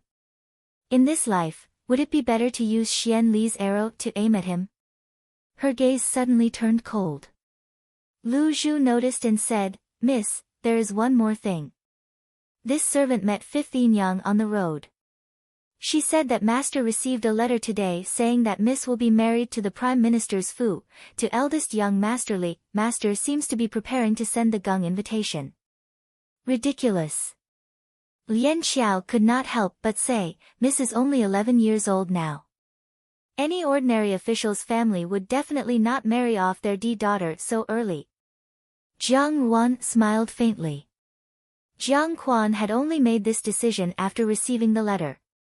Lian liked to slowly torture, so it was definitely not his idea. It could be assumed that eldest young Master Li, who was bedridden, had woken up and was preparing to take revenge. Jiang Su Su and her daughter were probably more than happy to divert the trouble.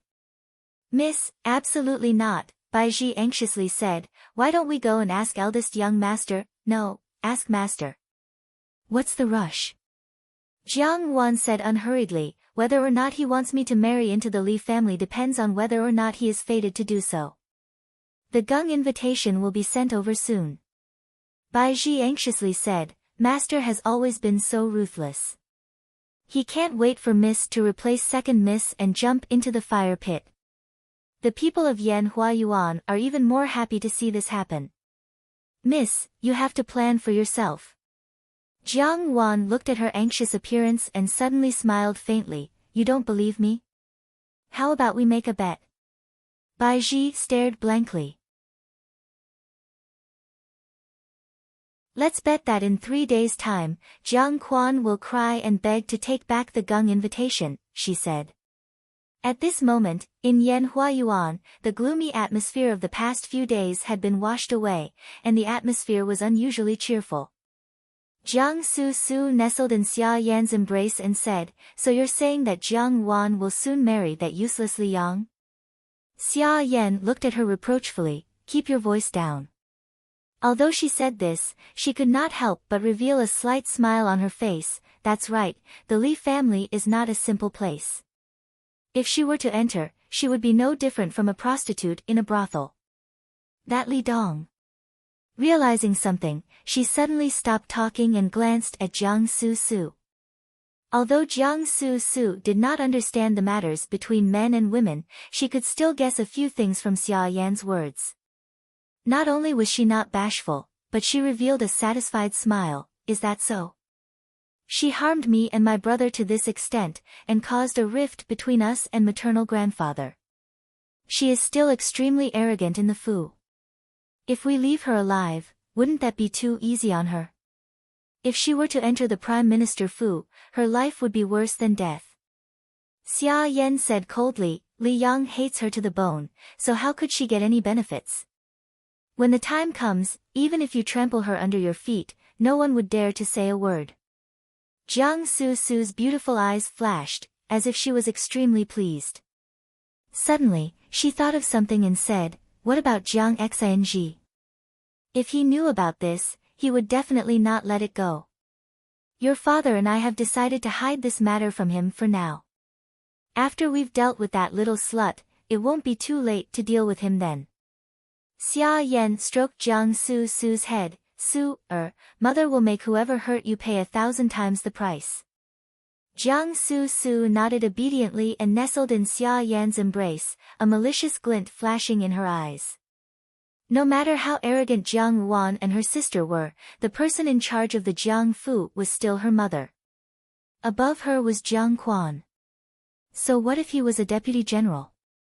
So what if he had military achievements? If her father wanted Jiang Wan to marry a cripple, she had no choice but to marry. Allowing her to enter the Prime Minister Fu was already helping her.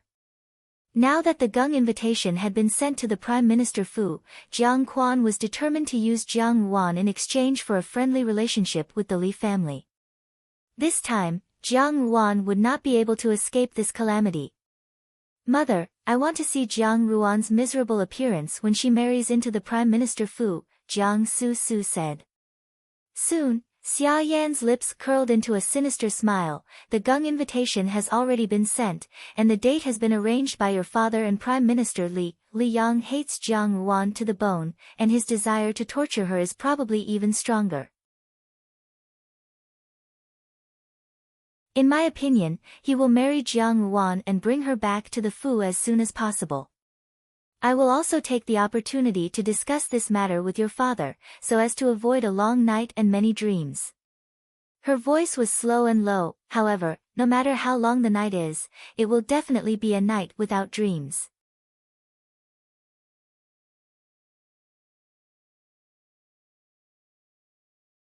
Chapter 88.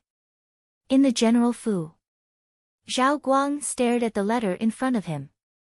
Zhao Yuanjia, his two brothers, and Zhao Yi stood on both sides, their expressions solemn.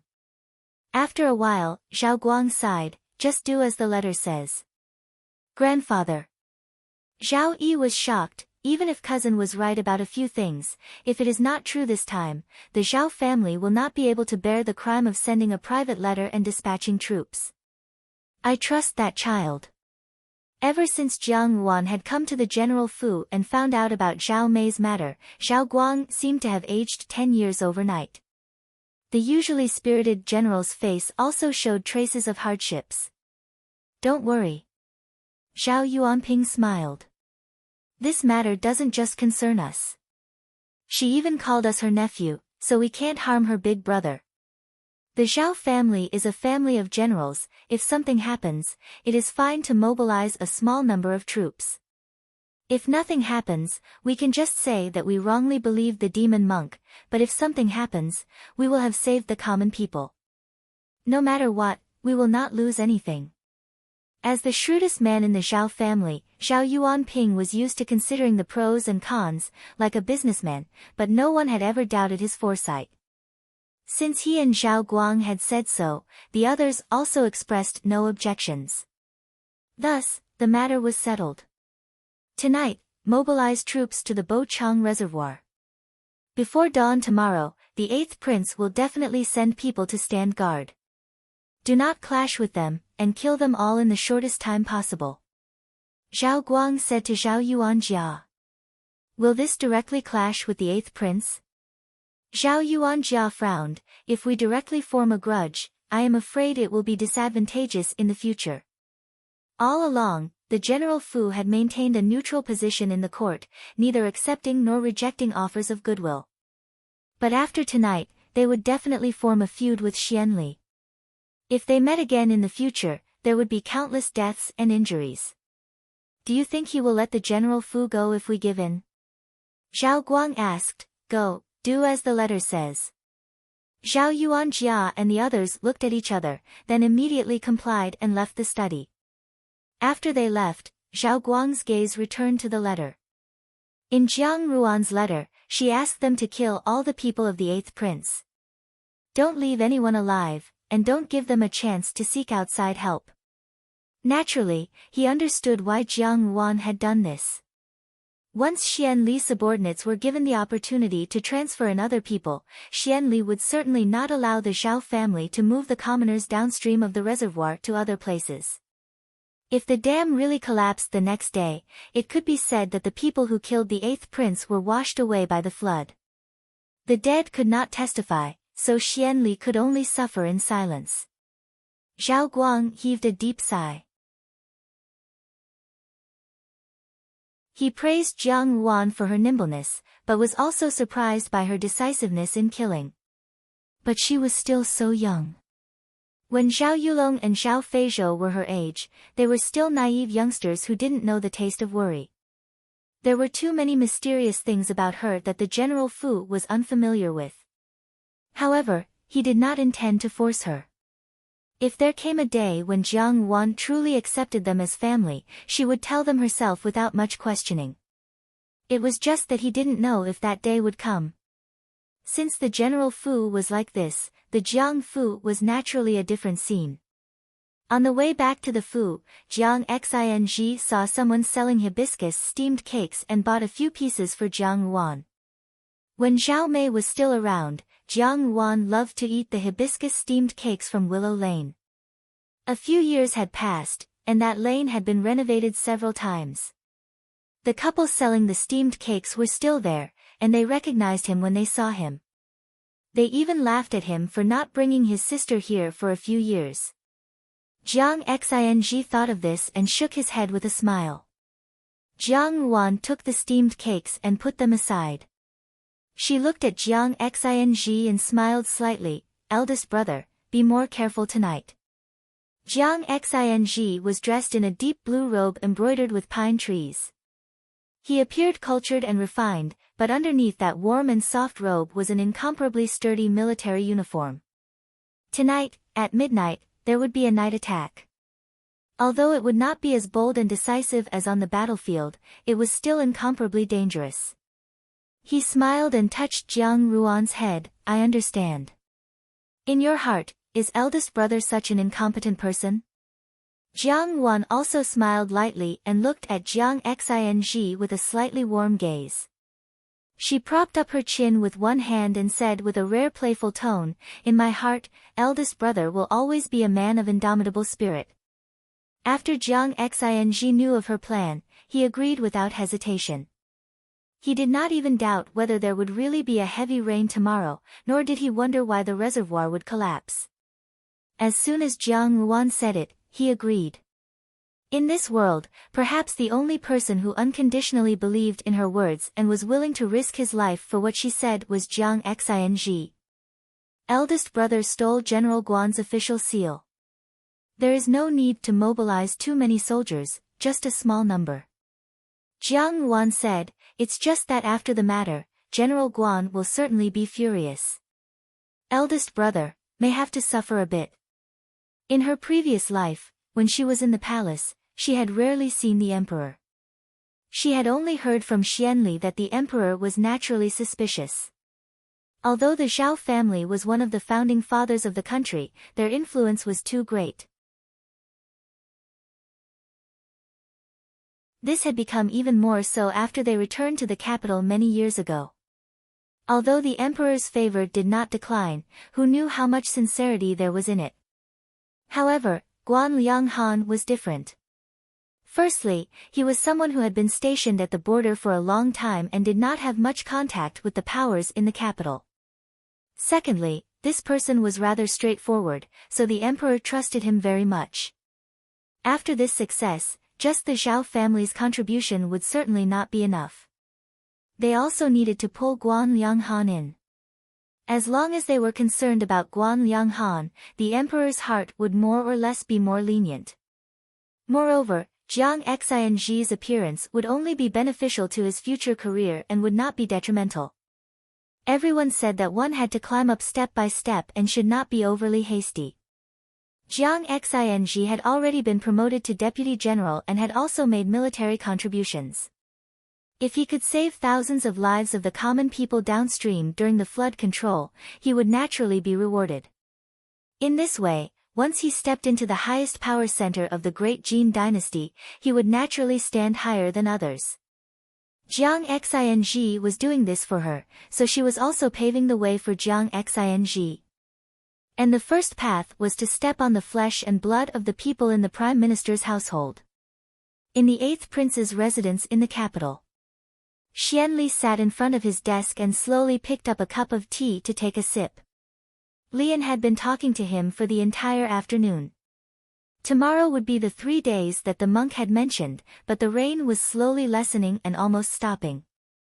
Xianli slowly relaxed his brows. The 5th prince's move was ultimately useless. After tomorrow, the official who had recorded the flood control would report this matter to the imperial court. His reputation among the common people would be even higher, and there would be even more people supporting him in the imperial court. At that time, he would throw the monk under house arrest into prison and interrogate him. If he was able to reveal the 5th prince's identity, then it would truly be perfect. However, Lian's previous words rang in his ears: "Your Imperial Highness must not underestimate the eldest daughter of the Jiang family. This woman is cunning and cruel. If you let her be, she will definitely become a great calamity in the future. If you can recruit her, she will be of great help." He didn't know what this was hinting at, but a faint smile floated in front of him. She was just a little girl who was still wet behind the ears. Was she worthy of the word help? Xianli was slightly surprised. He didn't know why, but there was a trace of unease in his heart. A subordinate entered the door and reported, "Your Imperial Highness, the reservoir has been inspected, and there is nothing wrong. We have sent soldiers to guard it, but there is nothing unusual." Xianli waved his hand. "You may leave." He ordered a group of soldiers to approach the reservoir to prevent anyone from tampering with it. After a long time, he suppressed the unease in his heart and slowly smiled. They were just a group of jumping clowns. Why should he waste so much effort? Meanwhile, in a quiet courtyard in the capital, the environment was quiet and secluded. There were several people dressed as imperial bodyguards guarding the door, and the fragrance of tea curled up in spirals from the room. In front of the window sat a yellow-robed monk who was silently chanting Buddhist scriptures. This person's appearance was peaceful and calm, and he had the bearing of an eminent monk. As he was silently chanting, he suddenly paused and opened his eyes. The imperial bodyguards did not slack off in the night. Night had fallen and they could not see clearly outside. Under the illumination of the bright red lanterns hanging under the eaves, there was a very fine drizzle drifting down, almost disappearing into the night. The rain seemed to be about to stop. Huiju looked on silently and slowly opened his hands that were tightly clenching the prayer beads. His palms were already dripping with sweat. After tonight, if the heavy rain did not arrive as scheduled, Huiju knew better than anyone what would await him. These past few days, from time to time, people would come in to talk to him. Although their tone was gentle, their words were an invisible threat and pressure. He could only pretend that he didn't know and ignore them. Those people did not make things difficult for him. Xianli was a person who valued his reputation. Before tomorrow, he would treat Huiju with courtesy. After tomorrow, Huiju would become a demon monk who caused trouble and chaos in people's hearts. Any punishment would not be excessive. Huiju slightly narrowed his eyes. This was a game, and it seemed that he was about to lose. However, he could only endure it. If he changed his words now, it was inevitable that the people behind Jiang Wan would vent their anger on his son. He closed his eyes again and slowly began to silently chant Buddhist scriptures. Jinying Wang Fu.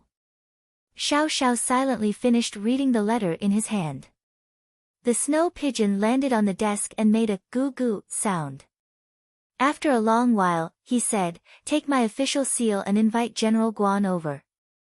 Jin Yi received the order and left. Xiao Xiao stretched out his hand and lightly tapped the letter with his slender fingers. His eyes were cold and clear.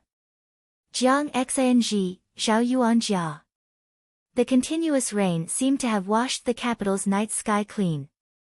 Especially in recent days, the rain had lessened. Tonight's night sky was very clear.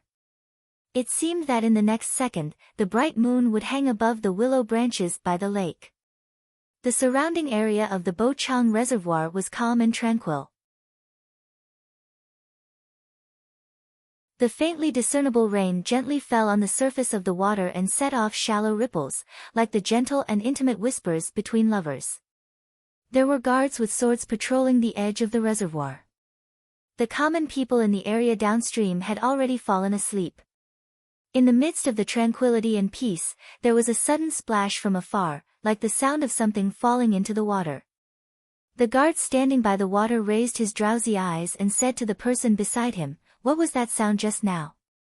His companion waved his hand, "I don't know." "Go and take a look." The guard rubbed his eyes and kept walking forward until he reached the place where the sound of something falling into the water had come from. He looked in and asked, "What happened?" There were shallow ripples on the surface of the water. With the weak light from the fire, there seemed to be something there.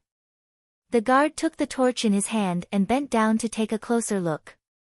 Suddenly, he felt a chill on his neck. Before he understood what had happened, his body had already collapsed. The person who came dragged him to the side and quickly stripped off his clothes and put them on himself.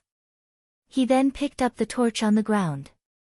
After a while, the other guard saw that his companion who had just come to inspect the situation had finally returned. "What took you so long?" "What happened just now?" the guard asked. The companion who came back shook his head and yawned. "Be careful. If someone finds out that you were dozing off during the night watch, neither of us will have a good time," the guard said impatiently. The companion who came back lazily put the torch in front of him. Only a weak light fell on his face and it was impossible to see his face clearly. The guard rambled on and suddenly felt that something was wrong. He turned his head abruptly. "Something's wrong. Aren't you?" His voice stopped abruptly. There was a sharp knife in his abdomen. The stranger was wearing their companion's clothes and was looking at him expressionlessly. The guard struggled to reach for the signal flame in his arms. Before he could reach for it, a hand snatched it away. Then, he saw many ghost-like black shadows appear around the dark reservoir from afar. It was like a large net that had been woven long ago, quietly approaching the reservoir. The dull sound of fighting rang out in the darkness. That night, someone in military attire set out with 300 elite soldiers to ambush Bo Chang. It was a one-sided massacre. Hands rose and fell, and blood flowed. That night, someone slept soundly. In the warm and exquisite mansion, the fragrance of smoke curled up in spirals. It was a good night's sleep. That night, countless black shadows sneaked into the houses of the common people at Bo Chang Reservoir. The common people moved overnight. That night, in the deep courtyard, the yellow-robed monk closed his eyes and chanted. He meditated the whole night. A light breeze swayed in the night, and the rain was as dense as silk. Some people had good dreams, while others couldn't sleep. Then, at dawn the next day, a loud noise came from the east, waking up the capital that was still sleeping. The rain was pouring down in buckets. With a bang, the entire dam of Bo Chang Reservoir collapsed from the middle. Like a fragile sheet, the accumulated water mixed with the rainwater drilled out with a rumble. In an instant, it became a vast ocean. In the blink of an eye, it swallowed countless houses downstream. Like a sudden clap of thunder, the news of Bochang Reservoir's collapse spread throughout the capital. The overflowing rainwater not only spread downstream, but also affected areas that were slightly lower in elevation. When the news came, Jiang Yuan was eating hibiscus steamed cakes in her room. She had not eaten the hibiscus steamed cakes from last night. Although it was a little cold this morning, it had a different taste when paired with hot tea. Jiang Xing's body was drenched by the rainwater. He had just changed into a clean set of clothes, and his hair was still wet. When he entered Jiang Ruan's room and saw her like this, he said, "Why are you eating something cold? Be careful not to catch a cold stomach." Jiang Ruan smiled at him, "It's nothing." Jiang Xing sat down opposite her and said with a smile, "The matter has been settled. The common people have been moved to Dongpa Mountain. The terrain there is high, so there won't be any problems." Jiang Yuan nodded. Seeing Jiang Xing hesitate slightly, she asked, "What happened?" Jiang Xing did not hide it from her and said, "Last night, when I was with cousin, General Liang Han also arrived. He did not ask me about the private transfer of troops and even brought some people to help me." He frowned. Those people did not seem to be from the army. They were very skilled in disposing of corpses, like professional killers. Realizing that he should not talk about these bloody matters in front of Jiang Yuan, he said, Yuan, you don't have to care about this. Since General Guan helped you, he must have his reasons. If he does not take the initiative to ask, you don't have to care." Although Jiang Yuan did not understand Guan Liang Han's meaning, she had more important things to do. "Eldest brother, if it's convenient, help me find some trustworthy people and let them spread this message in the marketplace." Jiang Yuan handed the slip of paper in her hand to Jiang Xing. Puzzled, Jiang Xing took it and was stunned when he read it. He thought about it and said, Yuan, what did the Li family do to you?" He had originally thought that Jiang Ruan's actions were nothing more than to support the Zhao family, or even further, to weaken Xian Li's power and cause him to lose his vitality in a short period of time. But now, it seemed that all of Jiang Ruan's spearhead was pointed at the Grand Chancellor Fu. The more he thought about it, the more frightened he became. He was appalled, but on second thought, it must be that the Grand Chancellor Fu had done something to Jiang Yuan. Otherwise, why would there be such a deep hatred? Ever since he returned to the Jiang Fu, although he had inquired about Jiang Yuan, everyone in the Fu had kept quiet. There were many things that even the maids and old women were not clear about, so there was no need to mention it. Jiang Yuan said indifferently, "Li Yang wanted to take advantage of me, so I castrated him. The Li family hates me to the bone. If they are still alive, sooner or later, they will become my enemy. If he doesn't die, then I will. If I don't destroy the entire Li family, I will not be able to rest easy." She said it lightly, but Jiang Xing's heart was racing.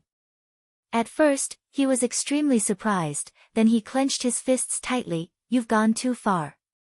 He put the note into his bosom. "Leave this matter to me." He looked at Jiang Yuan. Yuan, if eldest brother had come back a day earlier, you would not have suffered such humiliation." Jiang Yuan smiled slightly. "It's nothing. Humiliation was not terrible. What was terrible was to suffer humiliation without knowing it, never having the chance to turn things around, and living a miserable life. Just like in her past life." Jiang Xing strode out the door. In the 8th Prince Fu, Xianli fiercely smashed the 9-dragon glazed teacup in front of him. The teacup fell to the ground, splashing crystal fragments. His muscles tensed up, and the gentleness on his face was swept away, replaced by a bone-deep anger. "What happened? Didn't you say that there was no problem with the dam? If there was no problem, why did it collapse?" He smashed the booklet in his hand on the body of the closest advisor. The advisor did not dare to breathe loudly. This was the first time that the usually gentle 8th prince had lost his temper with an advisor. He had always been very skillful in controlling his emotions. Even if his heart was filled with hatred, he could still smile at his enemies like a spring breeze. No one knew the anger in Xian Li's heart at this moment. Why did it have to happen now? His merits were about to be fulfilled, he had a reputation among the people, and the emperor was very fond of him. As long as he added this merit, the direction of the court would be more obvious, and a large number of officials would naturally follow him. In this way, he would have more manpower in his hands, and in the future, his bargaining chips would be heavier. These days, he had wholeheartedly devoted himself to the matter of the reservoir, thinking that it was foolproof. Why did it have to be at this time? Xian Li had always been a person who was unwilling to admit defeat. This time, such a thing happened. This time, such a thing had happened, as if he had been slapped in the face in front of everyone. He appeared to be tolerant, but in reality, he was proud and arrogant. How could he tolerate this failure? He was unable to restrain his anger. Call Lian over. Suddenly, he thought of something and said, find a few people to guard that monk and bring him over. The subordinate received the order and left. In one night, the wind direction had changed. In the mouth of the common people, the originally wise and heroic 8th prince, who had performed meritorious deeds in quelling the flood, had suddenly become an obstinate and self-opinionated person who disregarded the lives of thousands of people, and who was also disrespectful to the eminent monk. The entire Bochang reservoir had collapsed, and all the houses downstream had been destroyed. If it were not for the generals Fu's garrison Zhao Yi and Guan Lianghan, who had just returned to the court, leading the people to evacuate overnight, it was unknown how many innocent lives would have been lost in this flood. The common people called the Zhao and Guan armies as living bodhisattvas who had saved people from suffering, and in an instant, they received the praise and respect of the common people in the capital. And that prophecy of great master Huizhu, who had predicted the imminent collapse of the Bochang reservoir, was worshipped as a god. Who could have thought that the rain in the capital had gradually subsided a few days ago, and was even about to stop? Who could have expected that on this morning, a torrential downpour would suddenly occur? If it were not for the Zhao and Guan armies, there would certainly be thousands more wronged souls in the capital. This kind of news spread like a rumor through the streets and alleys, through the mansions of the nobles, through the sky above the capital of the great Jin dynasty, and finally reached the imperial court, where the emperor reigned supreme. The people supporting the 5th prince seized this opportunity to fiercely criticize the 8th prince's actions. Memorials to the imperial censors to impeach the 8th prince flew like snowflakes to the emperor's desk. But the matter did not end there. A rumor had quietly begun to spread in the capital. It turned out that the dam had originally been built by a subordinate promoted by Prime Minister Li Dong. That subordinate had embezzled a lot of the silver used to build the dam, and a large part of it had fallen into the hands of the Prime Minister's Fu. It was precisely because the second young master of the Prime Minister's Fu, Lian, was afraid that the matter would be exposed that he had tried his best to cover it up, even at the cost of the lives of thousands of people upstream and downstream. The 8th prince and Lian had always been on good terms, so he also covered up for him. If the water was too clear, there would be no fish. The masters of the world's rivers and mountains also understood this principle. It did not matter if an official, big or small, was greedy. But the Bochang reservoir was the largest reservoir in the capital of the great Jin dynasty. It was related to the drinking water of the common people in the capital, and it was also the source of irrigation for thousands of mu of fertile farmland. If it was a small amount of greed, then it would be fine. But if it was too much, then it would be a vermin of the country. Especially at this critical juncture, Lian's actions were no different from silencing someone. Moreover, his actions were the lives of the common people. The entire court was shocked, and the emperor was furious. Without saying anything further, he issued an edict. The prime minister's Fu had taken bribes and perverted the law. The dam had been damaged, and their crimes were unforgivable. They were to be sent to prison to await trial. At that time, Lian was in the 8th prince's Fu talking to Xian Li. Xian Li angrily said, "What is going on? How could what that monk said be true? Lian was also somewhat confused for the first time. After thinking for a moment, he said, there must have been some preparations. This matter definitely has something to do with the Zhao family. Last night, His Highness's bodyguards all disappeared without a trace. It could be assumed that they had all fallen into the hands of the Zhao family and Guan Liang Han. But in the end, these soldiers are part of the military. How could they not leave behind a single trace? What's the use of leaving traces? Xianli said. I certainly cannot tell others about this matter, so I can only suffer in silence. Moreover, since the other party dared to kill people without any scruples, they must have a way to deal with it. He clenched his fists. The Zhao family. They actually sided with the fifth prince. Your Highness, I still feel that there is something fishy about this matter. It may not be the fifth prince's doing. Lian said. Xianli looked at him with an unfriendly gaze. Lian, this prince has already trusted you many times, but this time I have failed. Your Highness, I will accept any punishment. Lian hurriedly knelt down to beg for forgiveness. As he lowered his head, a trace of ridicule flashed in his eyes. Forget it. Xianli waved his hand. At this moment, Imperial Father must be furious. I must beg for forgiveness. Otherwise, there will be no way out. As he spoke, suddenly, an Imperial bodyguard hurriedly walked in from outside. When he saw Xianli, he hurriedly knelt down and said, Your Highness, something has happened. Xianli frowned. What happened? The Imperial bodyguard glanced at Li and Xianli said, Speak. His Majesty has issued an edict to arrest the people of the Grand Chancellor's Fu and throw them into prison to await trial. What? Lian suddenly stood up. The Imperial bodyguard hurriedly explained the ins and outs of the matter. Xianli frowned tightly. This matter seemed to be the misfortune of the Grand Chancellor's Fu, but it was also inextricably linked to the eighth prince's Fu. Although the emperor had not said anything, he was afraid that he was already unhappy with him. Lian was stunned for a moment. He did not know why, but his heart suddenly had a sense of foreboding. It was not that the emperor did not know how the Grand Chancellor's Fu had been in the capital these past few years. It was all because the situation in the court needed to be balanced. The Grand Chancellor's Fu had to exist. Once this balance was broken, the current good situation would be destroyed.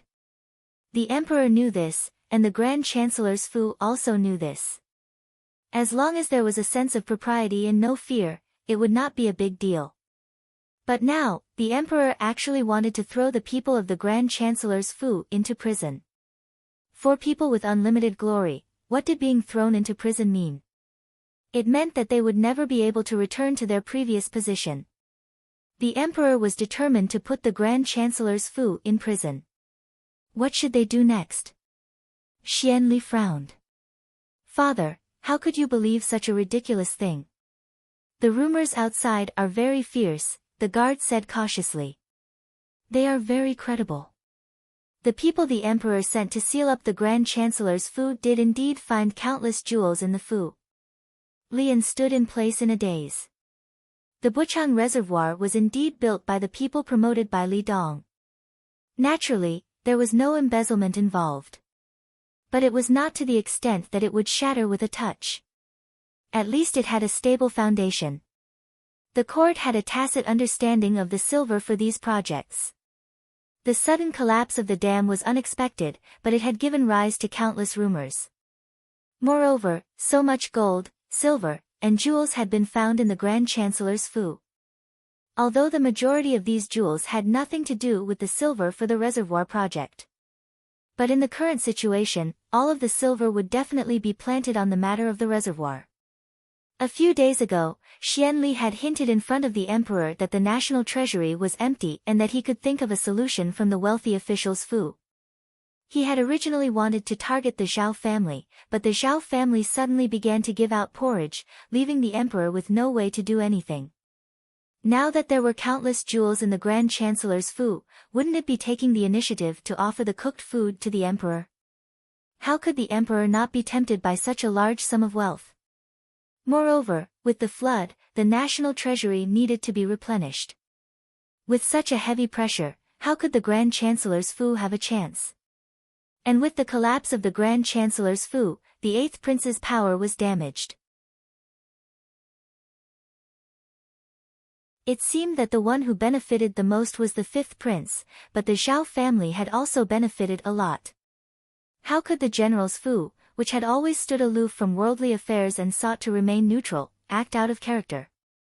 The disappearance of hundreds of elite guards last night must have had something to do with them. When did the methods of the general's fu become so cruel? And Guan Lianghan, why did Guan Lianghan get involved? Li An's mind quickly linked these events together. General's fu, Guan Lianghan. Suddenly, a name appeared in his mind, Jiang Xing. The general's fu was Jiang Xing's birth mother's maiden home, and Jiang Xing was Guan Lianghan's deputy general. A young girl's faint smile appeared in front of his eyes, her charming yet solemn eyes, and her expression that seemed to be smiling yet not smiling. He suddenly remembered what Li Dong had mentioned to him yesterday, your eldest brother wants to marry that slut, Jiang Ruan. The Jiang family has already prepared to send the Gung invitation. At that time, he had been busy checking the surroundings of the reservoir to see if there was anything amiss, so he had been too lazy to argue with him.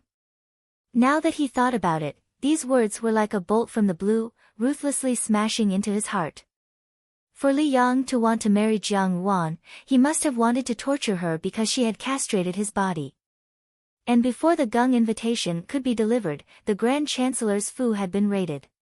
A frightening conjecture floated in his mind. Why did the general's fu change from its usual gentle style to become cruel and ruthless? Why were the Guan family troops there? Could it be that all of this was related to Jiang Ruan? While he was waiting for an opportunity to capture his prey, the prey was aiming at his backyard. Making a noise in the east and striking in the west, what a good diversion.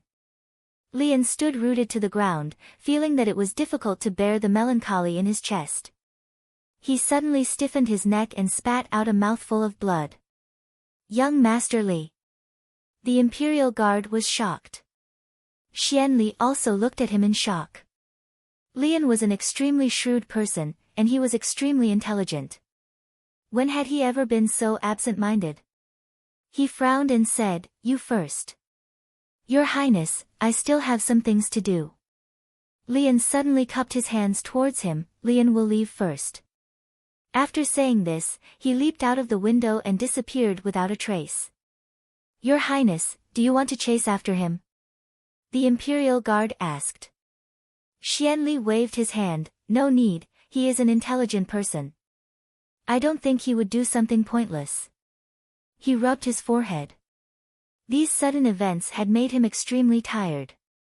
He really couldn't understand how things had turned out this way when they were so close at hand. Now that the Grand Chancellor's fu was like this, it really put him in a dilemma.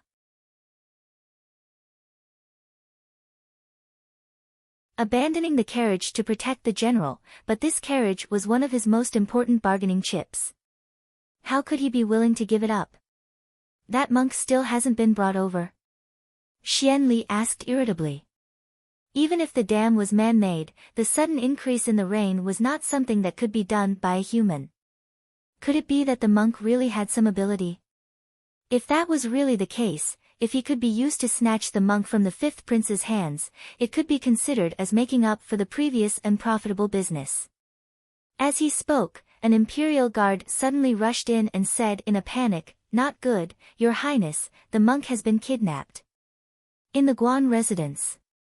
Guan Lianghan paced back and forth, looking at the pensive Xiao Xiao. He couldn't help but say, "I can't hold it in any longer. Why didn't you let me ask Jiang Xing about what happened last night? Damn it, he actually dared to steal my commander's seal. Also, why did you suddenly transfer people last night? Aren't you afraid that Kid Xian Li will recognize your embroidered uniform guard?" "He won't say." Xiao Xiao sat down in front of the desk. Look carefully, someone wants to deal with the Li family. The Grand Chancellor's Fu. Guan Lianghan suddenly laughed out loud. The Grand Chancellor's Fu has been sealed, how delightful. That old man Li Dong, I have long since found him an eyesore. For so many years, he has been putting on airs with the face of the Grand Chancellor. This time he has suffered a big loss. What did you just say? Someone wants to deal with the Li family. Who? Jiang Xing. Jiang Xing doesn't know anything, it's useless to ask him, Xiao Xiao said calmly. He won't say anything, it's really making me anxious. Guan Lianghan said, how did the Zhao family get involved? Also, is that monk next door really so capable? Just because he said that the rain is getting heavier and the reservoir is going to collapse, you all came over and moved everyone up the mountain? This is too goddamn amazing. Keep an eye on Huiju, find a few people to protect him, Xiao Xiao reminded. Xian Li will definitely go around asking about his whereabouts, and even kill him to silence him. I know.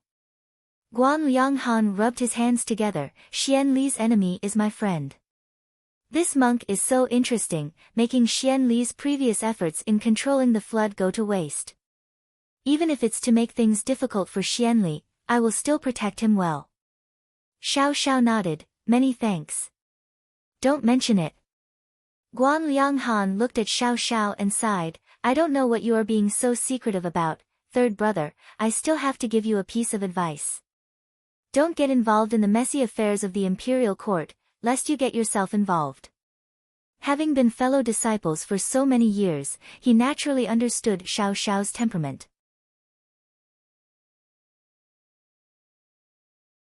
If there was something he didn't want to say, he wouldn't say it even if a knife was held to his neck. Last night, he had suddenly urgently asked him to go to Jinying Wang's residence, sending over 100 brocade guards to disguise themselves as the Guan family army and completely killing Xian Li's bodyguards stationed at the reservoir. The brocade guards had always been trained to carry out secret missions. Although he didn't know Xiao Xiao's intentions in doing this, Guan Lianghan didn't ask. I just want to confirm one thing, Xiao Xiao said calmly, his eyes drooping. A heavy rain had collapsed not only the reservoir, but also the Great Jin dynasty's stable court situation that had lasted for decades. The capital was in chaos, especially those who were involved with the Prime Minister's Fu. Everyone felt insecure, and anyone who had dealings with the Prime Minister's Fu either shut themselves in, or packed up their belongings and prepared to flee in the night. The Prime Minister's Fu had been washed clean of its former glory and splendor, and was now a pile of mud. Whoever got involved with it would be unlucky. In the Jiang Fu, Jiang Quan angrily and hurriedly said to Xia Yan, hand over Wan Yang's gung invitation. Even though Xia Yan was extremely unwilling, she could only put on a gentle smile and obediently return the gung invitation that she had prepared to send to the Prime Minister's Fu to Jiang Quan. She smiled and said, Wan Yang, this child is really lucky. Fortunately, she made it in time, 1 day late. Otherwise, if she had married into the Li family, she would have become the family of a sinner. But in her heart, she was strangely hateful. Why was she so lucky? Just 1 day late, just 1 day late. Jiang Wan could have been sent to prison like those people in the Prime Minister's Fu. Why was she so lucky to have escaped this calamity? Jiang Quan took the gung invitation from Xia Yan's hand and softly reprimanded her, women's opinions are immeasurably stupid.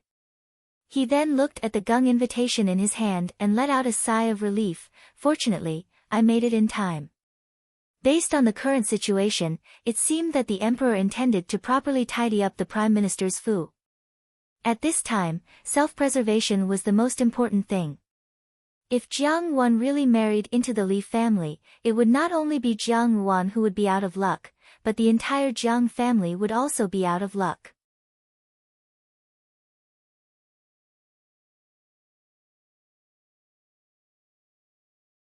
Chapter 89. Jiang Xing had followed the victorious Guan Lianghan to the capital, and had once again made such a great contribution. Although Guan Lianghan's unauthorized mobilization of troops was a violation of the law, the lives of the common people were more important than the heavens. Matters had to be prioritized. The imperial court had yet to issue an edict of punishment. The emperor's meaning was already very clear. The crime did not obscure his merits. Guan Lianghan was a veteran of hundreds of battles, and he also had the reputation of the great Jin dynasty's war god, so these things were not very important to him. However, Jiang Xing, who had appeared out of nowhere, was different. He had been promoted to deputy general at such a young age, and this matter was like the icing on the cake. Those who were observant guessed that Jiang Xing's career would definitely skyrocket in the future.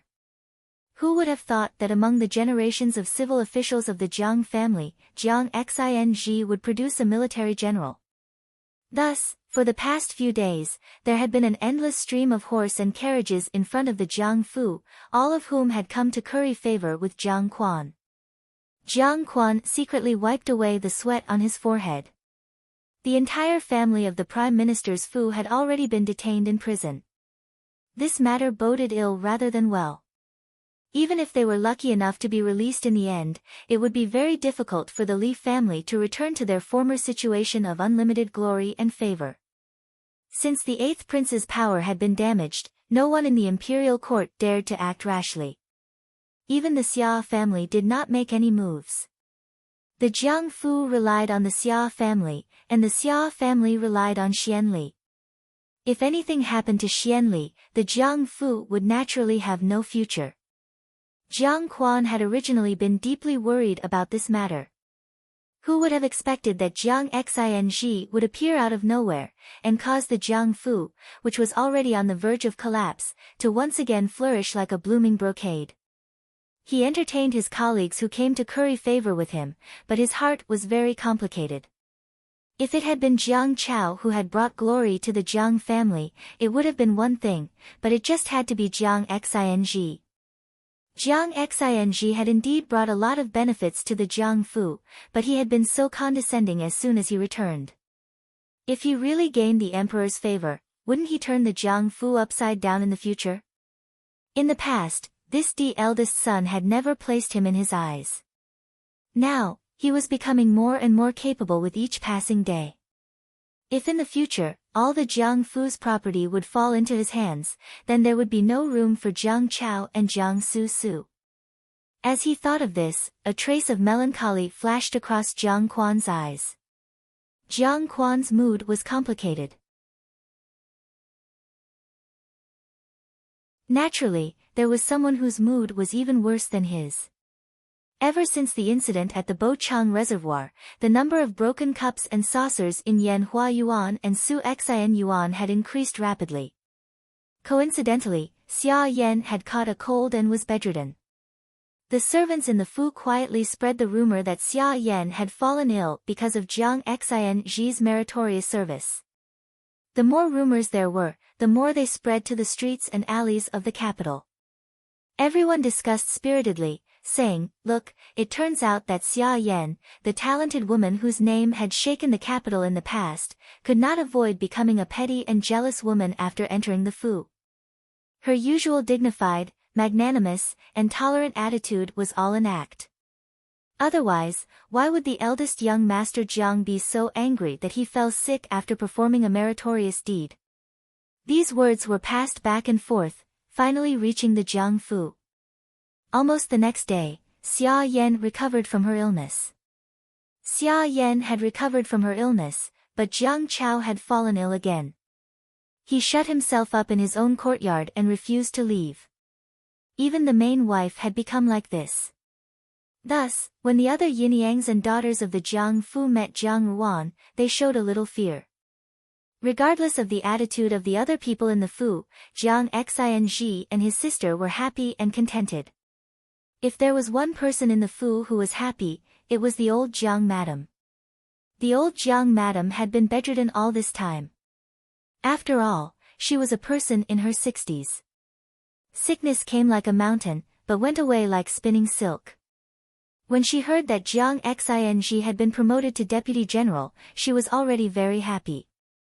However, after Jiang Xing returned to the capital, he was busy with military affairs, and the old Jiang madam's body had not recovered. When she finally got up and walked, she impatiently called the Jiang siblings over. In Guilan Yuan, the old Jiang madam looked at the imposing young man in front of her with satisfaction. She was getting on in years. In the past, the one she had doted on the most was Jiang Chao, who had been raised by her since childhood. But recently, Jiang Chao had repeatedly disappointed her. On the other hand, this Jiang Xing, who had suddenly returned to the capital after a victory, caused her to have a whole new level of respect for him. Compared to the old Jiang madam's warmth, Jiang Xing appeared polite and distant.